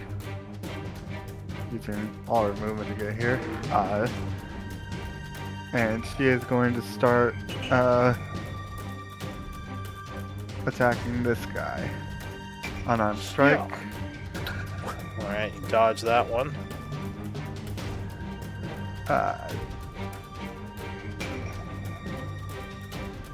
That will connect with the not a curse dagger. For So funny. 12. Wait, why is Uh, the... Oh, because she's a monk. She can use her monk dice. That's why. Alright, Correct. so 12. Ugh. And he would then- look badly wounded from that. She will, I want to do that.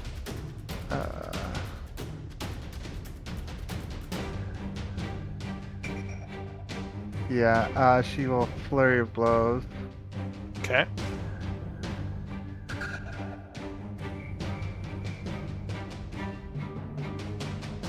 Oh, dodges that one. 24. He will not be able to dodge that one. Oh.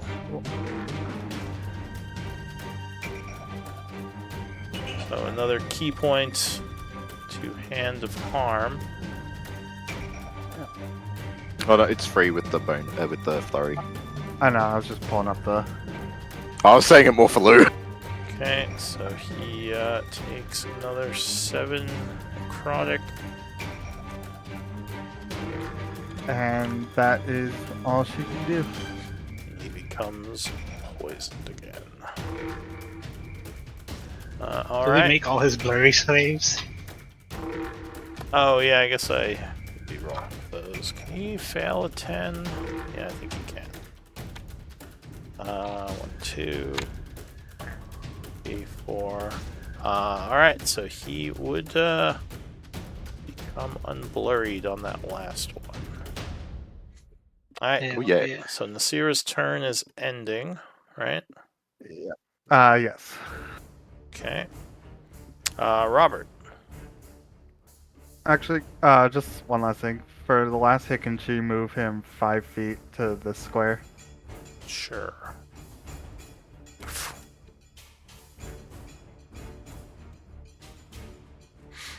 Go ahead, Robert. Right. 5, 10, 20, 30 for flank. Okay. And I'll just take on our non-lethal attacks against this guy.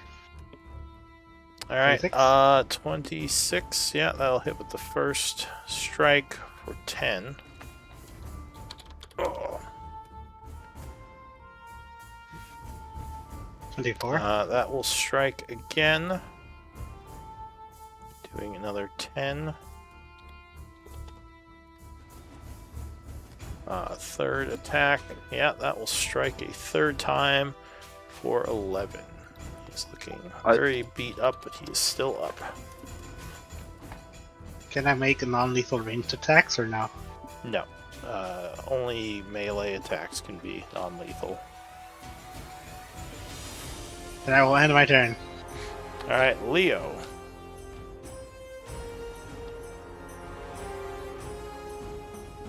Sorry, I forgot that's me. Yeah, unfortunately, he can't flank anymore. But the guy's also not blurry anymore, which also helps. So he's just gonna run on down and whackety whack whack.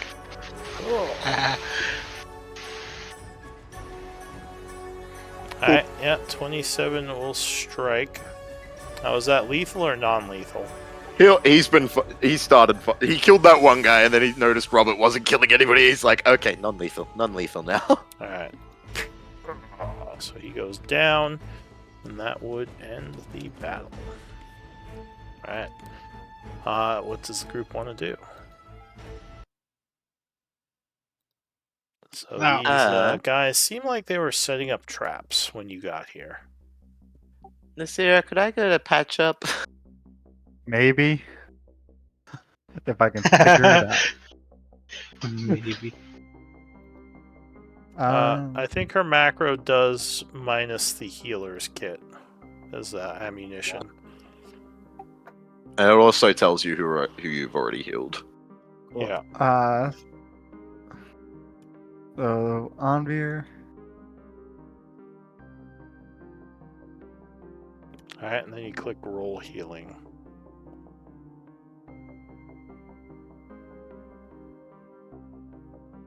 Heal feet player 5-0 left. Alright, so you would gain 21, feeling a bit better. Thank you. She'll use it on herself as well.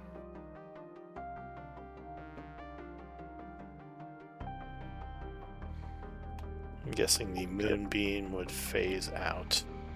Yeah, more than likely. I would light the Lantern of Revealing just to make sure there's no other ruins on the floor.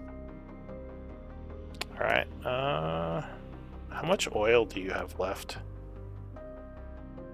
I'm not actually sure. I'm pretty sure I was told it was like a 6 hours worth of oil, and we don't burn it very often for very long periods of time.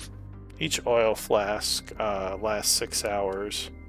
So there are times when you burned it for, a while, but that's why I was curious how many you have left.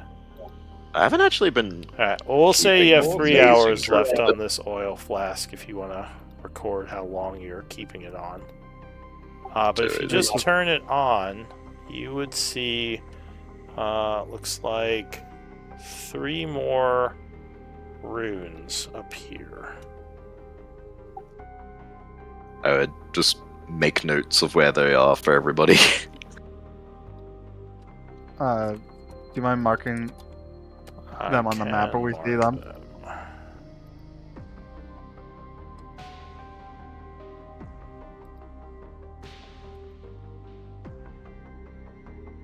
Might actually be worth keeping that on for a while. I'll add a new segment called Hours of Oil. Might be good to know how much you have left.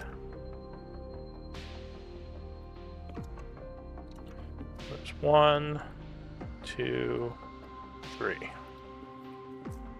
Could I inspect them to see what it would take to disable them? So they are fairly simple runes. Like, obviously, Dispel Magic would remove them. You could probably spend about 50 Maho each of arcane components to do so as well. Hmm. To do a I don't quick know how ritual. many. I don't know how many I have, but could I do it with religion as well? Yeah, you have Ritual Caster, so you think you could get rid of them. It would be a little costly, but Nasir would say just step around them. There's no Yeah, need. Yeah. I think it's easier just to do that. It might be worth me keeping the lantern on. He says they also Yeah. only stun momentarily. More of an annoyance than something dangerous. Assuming those are the same as the ones I triggered. I'm gonna cast light on myself as well. Alright. So you would light yourself up. So you have a lantern. And it looks like they were trying to set up more stuff over here. But you interrupted it. You would find some components on the ground. I was about to say.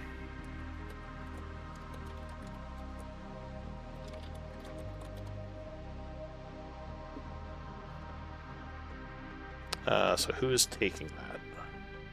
I'm I'll taking just that one. take. I'll just take all the arcane Alright. components. So you kind of Yep. scoop up what's left over, put it into your components pouch. Why don't we do a break? 10-minute break.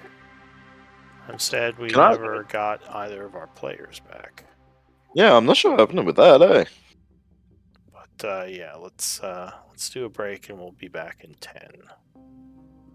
All right. I will be back. Oh, this new inventory makes my head hurt. Yeah. Which I mean, one? like, The new inventory. Oh, you mean Nasira's? Yeah. Yeah, I'm not a big fan of it myself. I kind of want to just standardize. This one was good if you like quickly sorting spreadsheets, but I don't really like that. I would much rather just have like a normal like inventory section. Like, it's alright, right guys. there. It's time to play Dungeons and Spreadsheets for the Yeah. I- At some if you know what point, you're looking for, you can Control F and just look it up. it's thankfully. true. Nice. Yeah, Rope. like We have a rope. search a search option, and that's one of the things I like about the Google Sheets is quick search options, undos, like multiple people can use it quickly. But yeah, I'm not really a fan of how Miri likes to set up the inventories. I feel like they're ridiculously overcomplicated. I mean, they're not if you're doing it a certain way, but just for me, I don't like it. Right. If you know how to use Google Sheets, you know how to use Google Sheets somehow. Okay, I'm back. What are you on Hi, about? Pack. I'm Robert. Nice to meet you. Ba-dum-cha. Oh wait, I have a soundboard. What am I doing? Sounds like something Joe would say. Being chill. I'm not falling for it. With all these mind flayers, I just hope we don't find any mind goblins. No.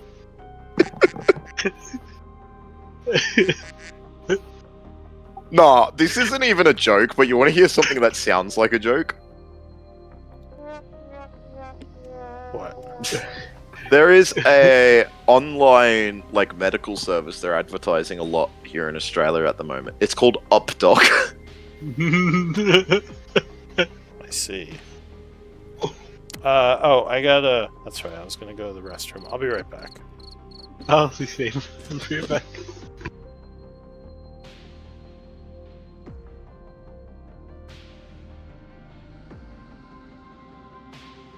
You here, Eldwin, or have you?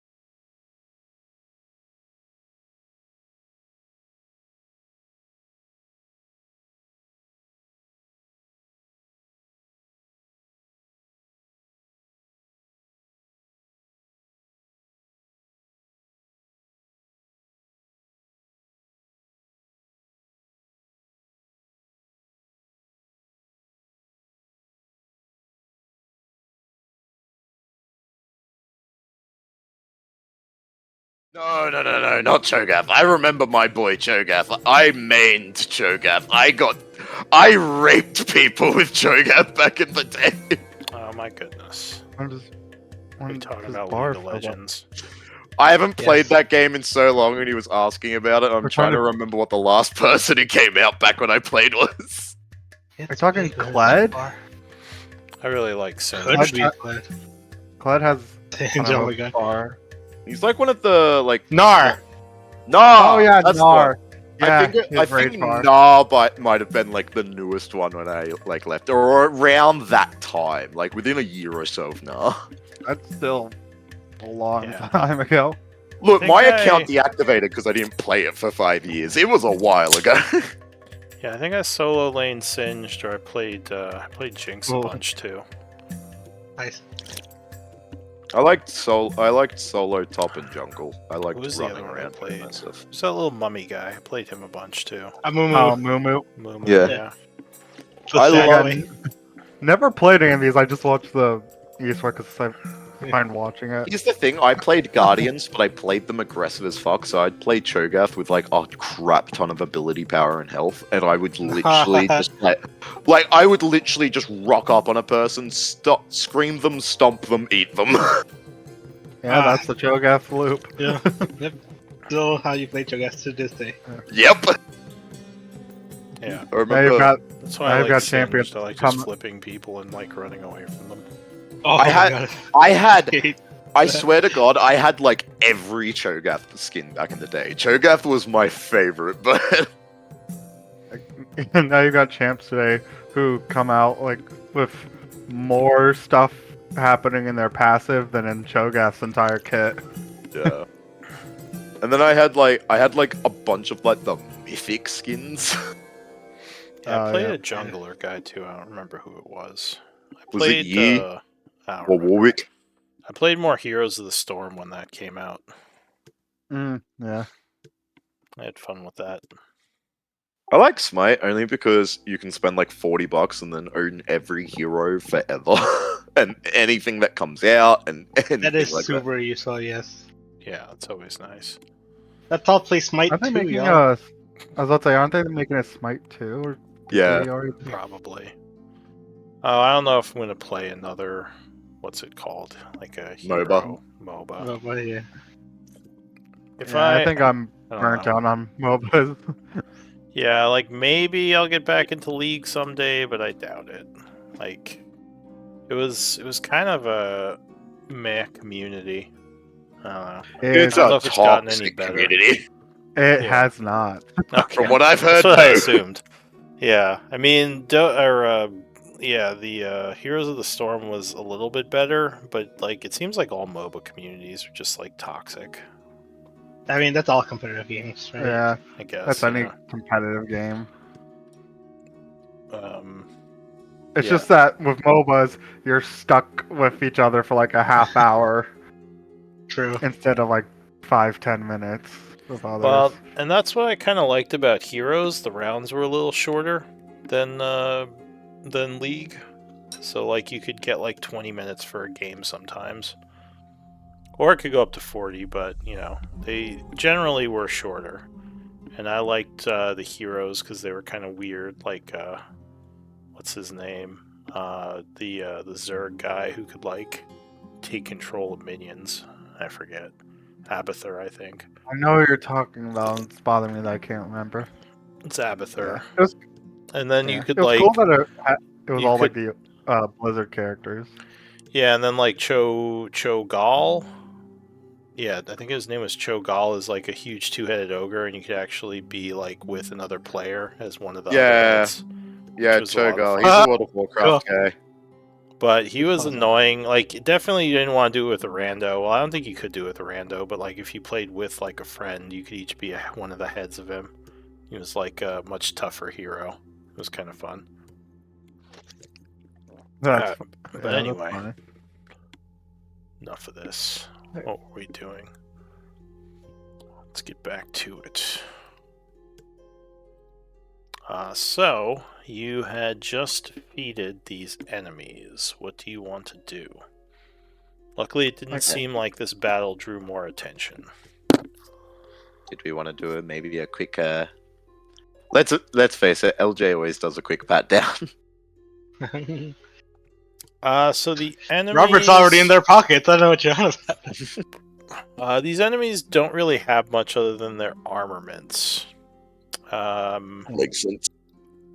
This guy looks like his greatsword might be either masterworked or magical. It's hard to tell, but it looks like it's a lot higher quality than the ones the other guys are wielding.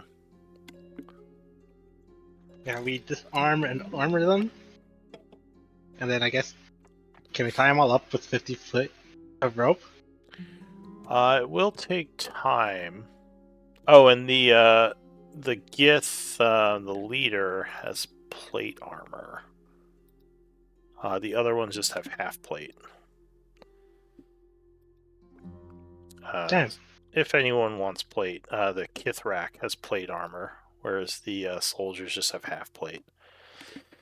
Tying them up will take some time. Not mithril plate, is it? I'd wear it then. No, it just looks like normal plate. Alright, well. so use your rope to secure them. I gag the spellcaster. Okay.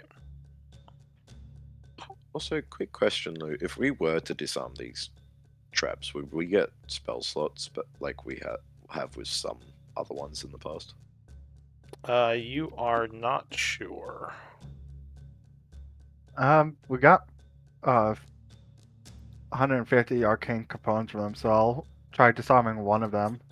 See if I get anything back from it. Alright, so you do a quick ritual. And no, it's not powerful enough, it would just dissipate. That's fair. Okay. Worth trying. Yeah, it seems like these are not powerful enough to even hold a first level spell slot that you could get. Worth a Alright. shot. So where do you want to go? Do you want to give LJ the lantern Yeah. on Veer? That might be a decent point, actually. I'll hand LJ the lantern. Alright, so now So he can be in LJ front. has the lantern. Which just means I'll just take the light off myself. He was still a light because of the spell, but Upgrade And, his light a little. he... I guess since he is the light source, you'd have to keep him out. Alright, so other than that, you don't see, other than like the, well, there's some tracks for these guys, but it doesn't look like anyone else has come through here recently. Anvir would see some signs of passage, but not too many. I guess that means that the no mind flayers have come through. You don't think Don't they so. float? They do, but they would still leave signs of passage, like opening doors and such. Hmm.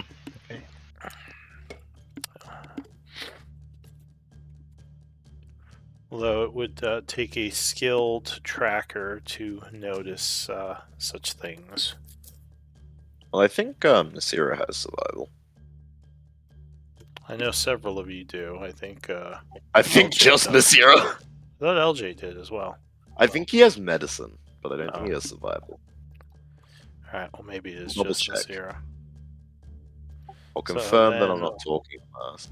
So Yeah. then Nasira would make note of that. She says, I don't see anything like an Illithid would make, so I don't think any of them came here since we left. Although if they had people setting up traps over here, they probably knew that we left. They probably So- looked through the whole place, see if we were here. Yeah, I mean, they've only had an hour, but we should still be cautious. They may have laid ambushes or traps somewhere ahead. If I was them, and I felt there was danger, I would probably pick the most advantageous spot in my lair for an ambush. Consolidate my forces.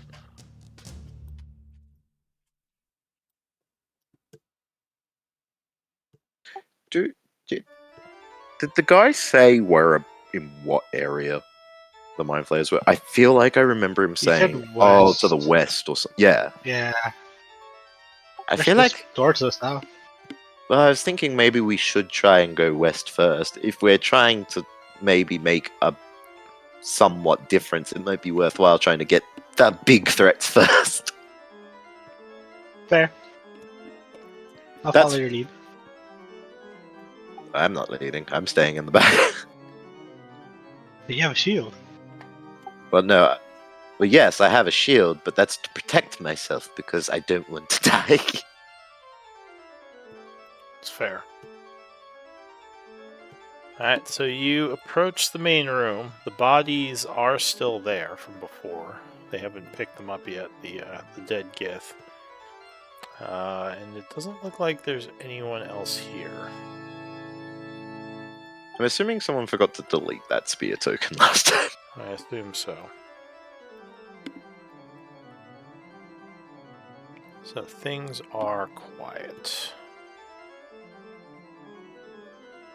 You would notice signs of or I'll say, Nasira says there looks like there was some movement in this room. So someone came through here after we left.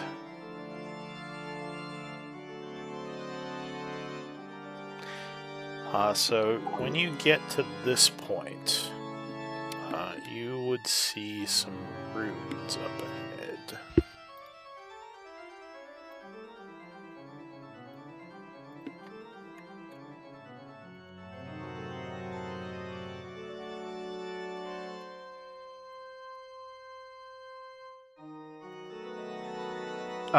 Could I make a Arcana check to try and identify the symbols?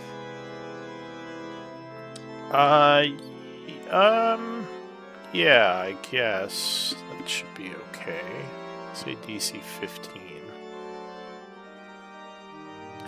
So these are definitely more of the trap runes, invisible without the lantern. What they will do is hard to say. It would depend on the spell attached to them. But they're similar to what was up front. Yeah. Well, not similar, but they can hold traps. It's hard to know what they do exactly. I mean, the best you could do is probably do some kind of detect magic and try to get their school. But just by looking at them, it's hard to say what type of rune they are. Because basically the rune is just meant to hold magic. The symbol itself doesn't do doesn't have meaning. Okay. I can figure it out for you, Eldwin. How so? I grab one. I start dragging one of these Gith bodies. So as you step forward there, these runes suddenly light up. Oh. Let's see. Or actually, sorry, this rune lights up. And there is an explosion of energy. I would need a dex save. Just Leo? Yeah, just Leo. I was inching my way forward thinking, look, this is either going to blow up or we're just going to be able to walk past him if we're not just stepping on it. Nice. Alright, so that would succeed. That's a fireball. Potentially. It doesn't look like it's fire. There's a big boom, as if thunder energy came out of that one. With a shatter. So that would be...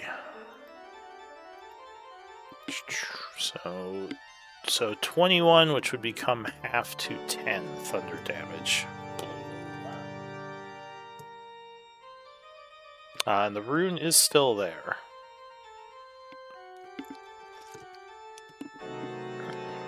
Usually they dissipate, so that's kind of strange. I'll see if Leo figured it out for us. I dropped the Gith body.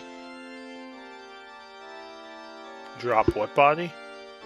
The Gith body that I was dragging. Oh, alright. I love how it was literally the difference of 1 square. I was like, I'll just inch 1 square forward, and boom. Wow. Yep. Alright, yeah, what are you gonna do?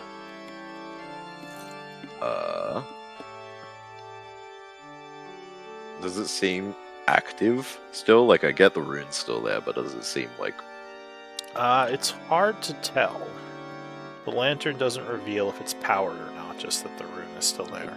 You did notice the other ones in the first room went away when they were used. But yeah, this one is still there. I did step backwards again, so if it's going to activate, don't step forward again.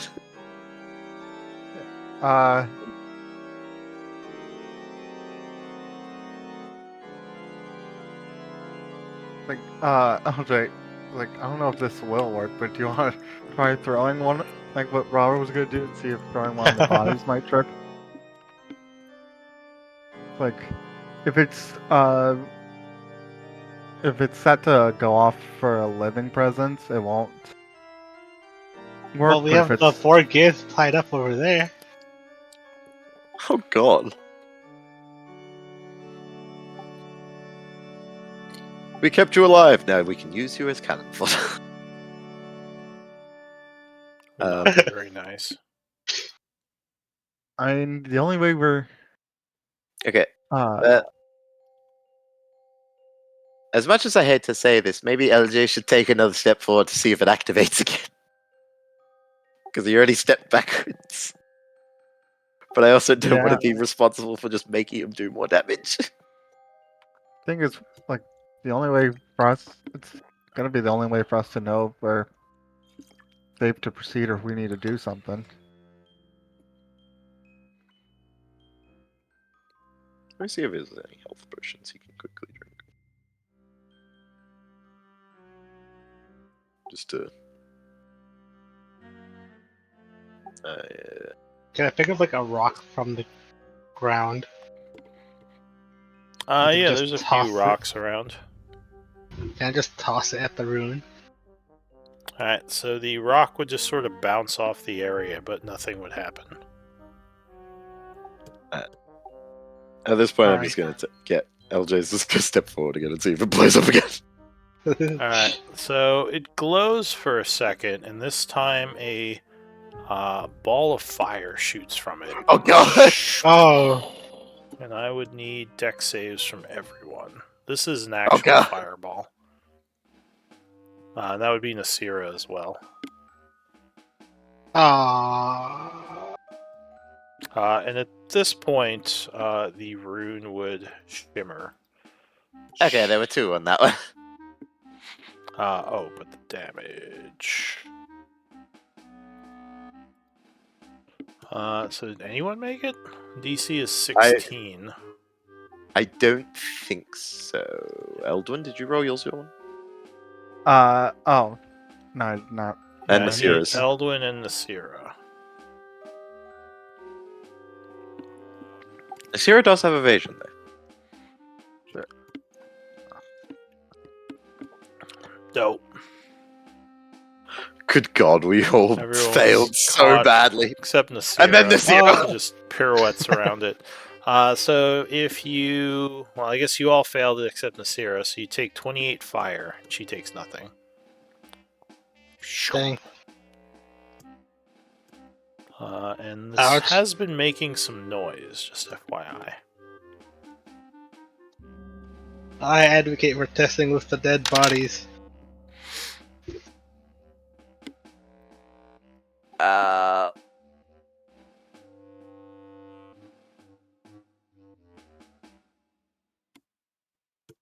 That didn't go great.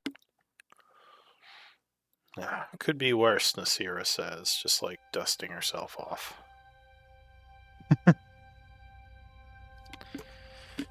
I fear these traps may test our resources.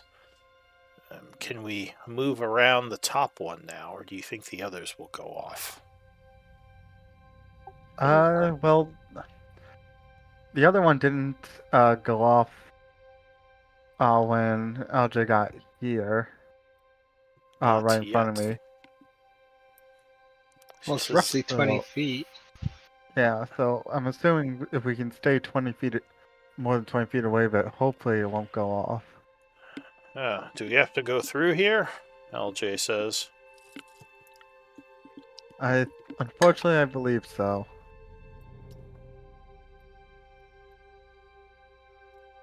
And he says, well, we might just have to deal with it then. Are we going up the stairwell or just trying to get to the other side? I think we should head to the other side. Here, Robert will try something like this. Alright, nope, seems safe so far anyway. Right. Keep going. 1, Alright, 2. no. 3. So as you step there, this rune glows, and 5 magical darts fly at you. Oops. Magic How do I delete missiles. that? So you would be struck for 20 points of force damage. Ouch. The rune still looks, well, it's still there. But yeah, you seem to have triggered it by moving to that area. This put me at wounded.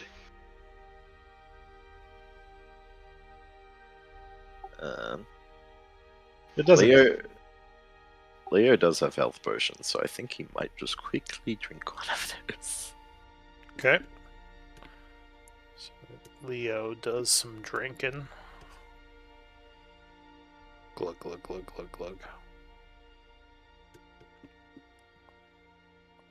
Which is 2d4 plus 2, so plus 2, so 9.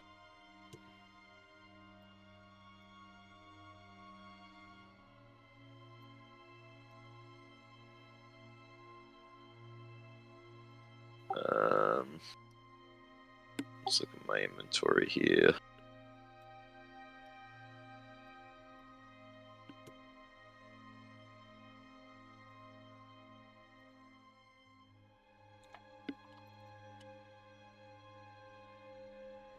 Alright, that's what that was. Alright, well, what are you gonna do? You drinking healing potions? So 9, okay. Yeah, that was for Leo.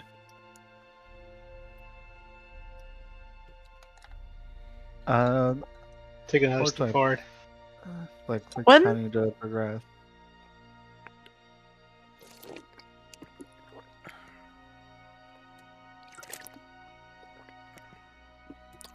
So you continue across.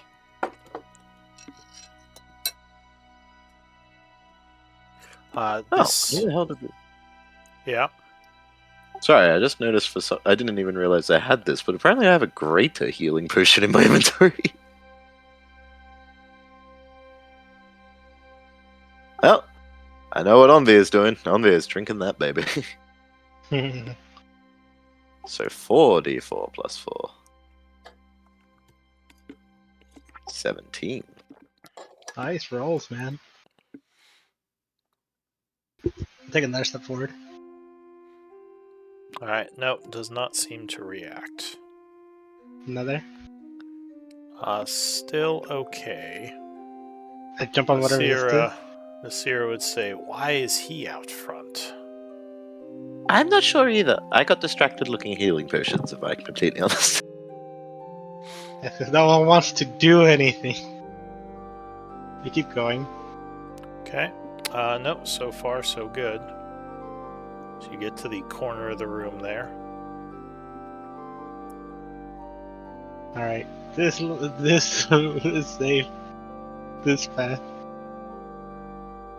Can I second wind out of combat? Yep. You just spend the resource. I'll second wind.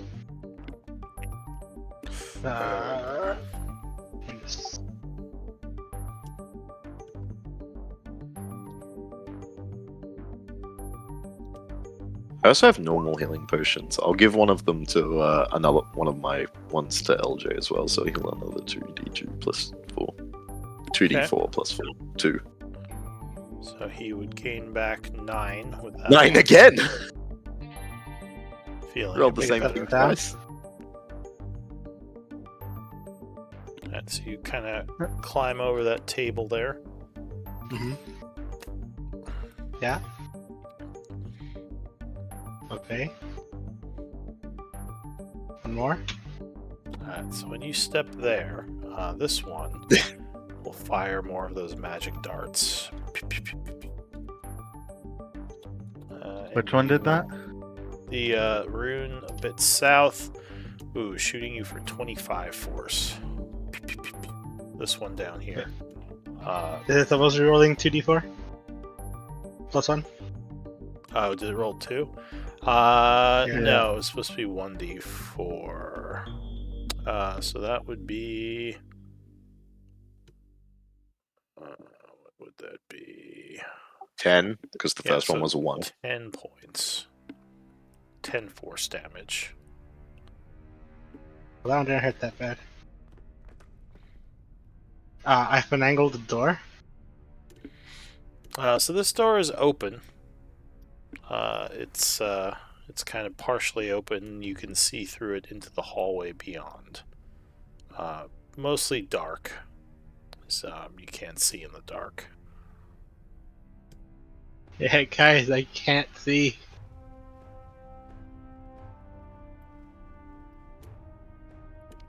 Alright, so LJ walks up with his lantern.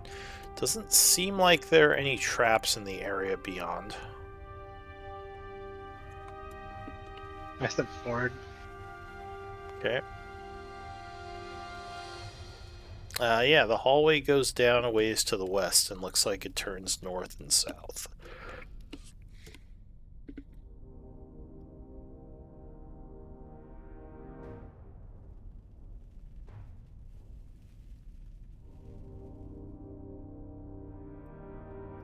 Alright, looks like we're good to go. Should probably keep the light to look for more of those rune traps.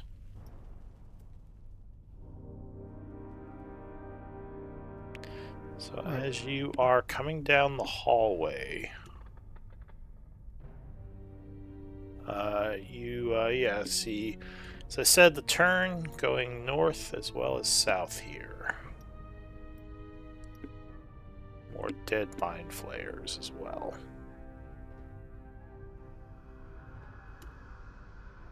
In Anvir, you would begin to hear some kind of movement coming from the south, as if something is shuffling around down there. We have the mental link, so I would share that. Mm-hmm. Oh god, could everyone just speak into my head?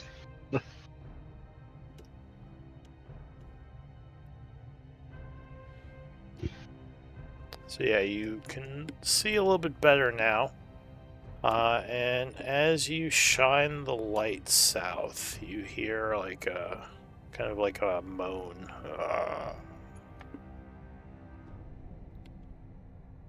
What do you want to do? I can't really see from here, but LJ would like start like bending his body around the corner. Alright, so a creature a moment later will step out into the light. Need initiative rolls. That looks fun. It's a zombie.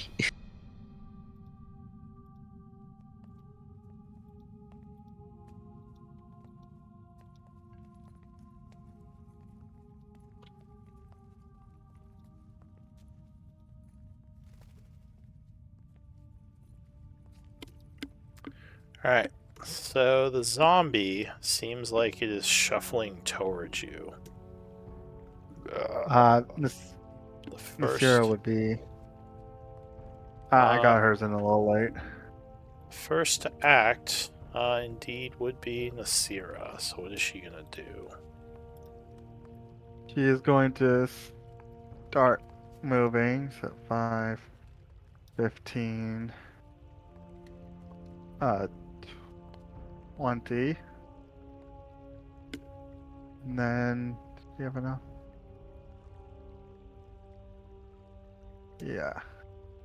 Then she'll go 20. Use the last 30 to get here. Alright, so as she gets down there, she would notice there are more of them. Oh. Uh, She'll yeah. she'll yell over the, or say over the bond, like, there's 4 zombies down here. They are all looking very unfriendly as they start to move towards her. Is she doing anything else? Yep. Do an unarmed strike. Alright, so she goes to punch the creature, which would connect as they are not very well armored. Okay. So it would stumble back, taking 8 on the first hit. I will, like, she will have them move, to here. Then, next, strike. Alright, yeah, 21 would connect again. Another 12, which would wound the creature. Actually, that would badly wound the creature.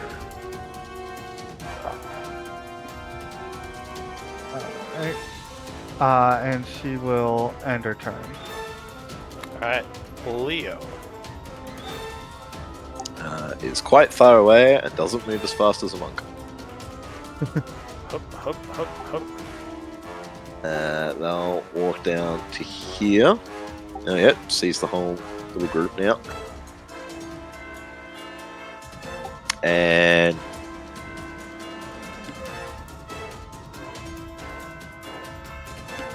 probably just take the dodge action probably. Alright, so he moves forward cautiously, getting ready to engage next turn. Robert. I'll move 30 feet. You'll see Robert not draw his hand crossbow, but instead draw his longbow. Okay. And he's gonna shoot at the one that's near Ted. Alright, so you fire, 23 would strike it. Oh, I plus 10 on that for the sharpshooter. 19. Okay. So...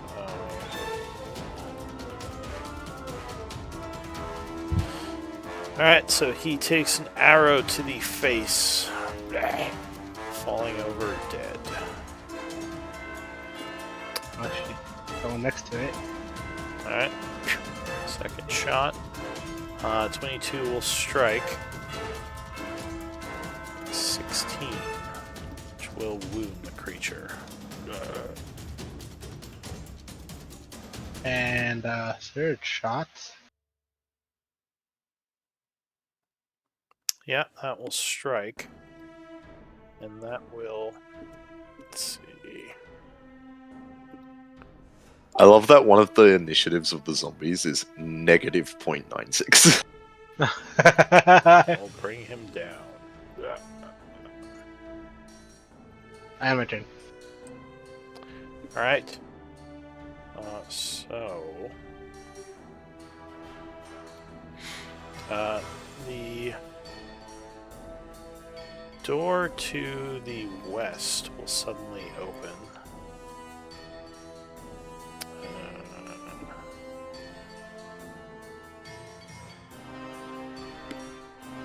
As a bunch more zombies Oh! come walking through. So this one comes out to here. I guess he'll go up one. He is going to punch at AJ, LJ. Oh, 22. That will be just enough. With And disadvantage? Why would he be at disadvantage? LJ's dodging. Oh, right, he was dodging, so no, that would miss him. So that's it for that guy. This guy is going to take the dash action to come out to here, ending his turn. And Anvir, what are you gonna do? That is a magnificent question here. I see a lot of zombies, which is honestly kind of my element. But I am very far back because I'm always overly cautious. So I will actually... I'm debating whether or not I want to dash. Well, I'll just move to here for now. And then I will think about what my action's going to be. Okay.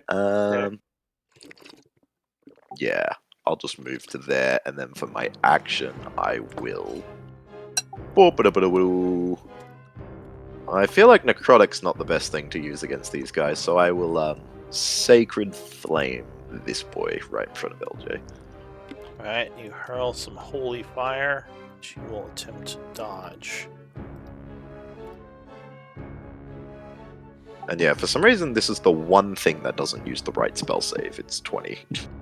Alright, so he, I don't think can even make that, so he will Yeah. be struck for 17. Becoming badly wounded by your sacred flame. And that shall be it for now. Alright, Eldwin. Alright, I'm going to make sure I'm using the right thing. Run up here 30 feet. And unfortunately, I'm trying. And I will then use Flame Bolt on the zombie ahead of me. Which one? This one. Alright, so 15 will strike as Nasira dodges to the side.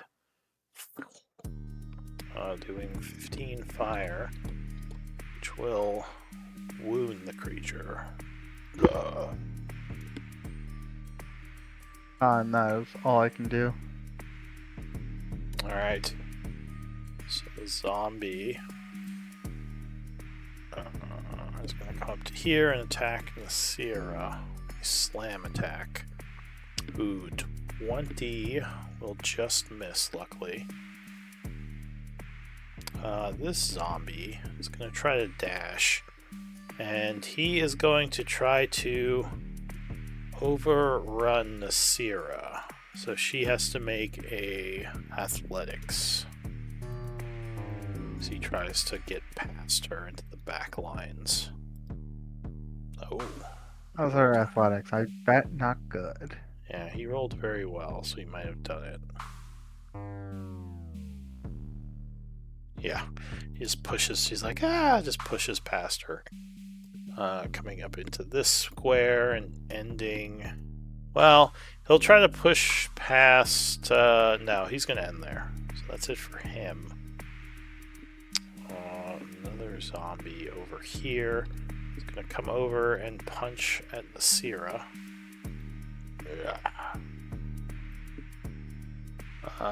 21 is her AC. Yep. So she is punched for 7 bludgeoning. That's it for that guy. This one is going to come out into the hallway and kind of dodge because he can't get any closer right now. He might try to push through next turn. This zombie is going to come out here as well, ending his turn with a dodge.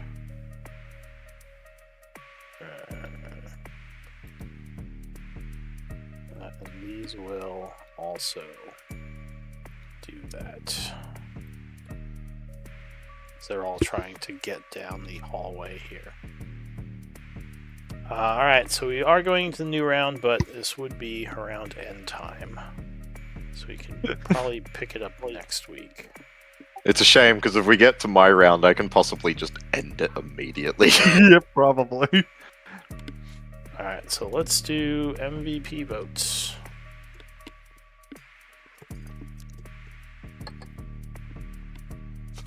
We anticipate Anvir's turn undead. It's coming up. Oh god, yeah. There's like what, 10 of those bastards there? I can wipe them all out in one move if they all fail. I got 2 votes. Alright, so Robert, you are MVP with 2 votes. Unanimous. Yay. Did you have a new inspiration system? Or am I crazy? Do I have a what? Didn't you have a new inspiration system where you can now stack inspiration? Or am I correct? I'm thinking about it. I'm thinking of having each it's not going to be inspiration though. Like I might have the normal, like if you're inspired you can do it once, and there might be something else with the points, like to give +2 to the roll per point or something. You could spend like up to 3 points, but I don't know. I'm still thinking about it because I don't really like the point inspiration system that I'm using right now. So last week's MVP vote, was that inspiration or one of these point things? It's inspiration. Okay. Yeah. So right now they're not stacking. Currently they are. You can have up to 5 inspiration points. They're just different. Okay. They're different from story points, which are from journal. Okay. Ins points. So we just Yeah. write it down. Alright, so Right. how much time passed? It's probably about another 20 minutes. It's about 1:30 when we're ending. But yeah, I'll be taking notes. Otherwise, you are all free to go. Alright, thanks for the game, y'all. See you next week. Yeah, we'll pick it up with Yeah, our new good night, player. everyone. I'll be excited. Hopefully, with Nasira as well. Alright. I'll see you, Luke. Yeah, take care.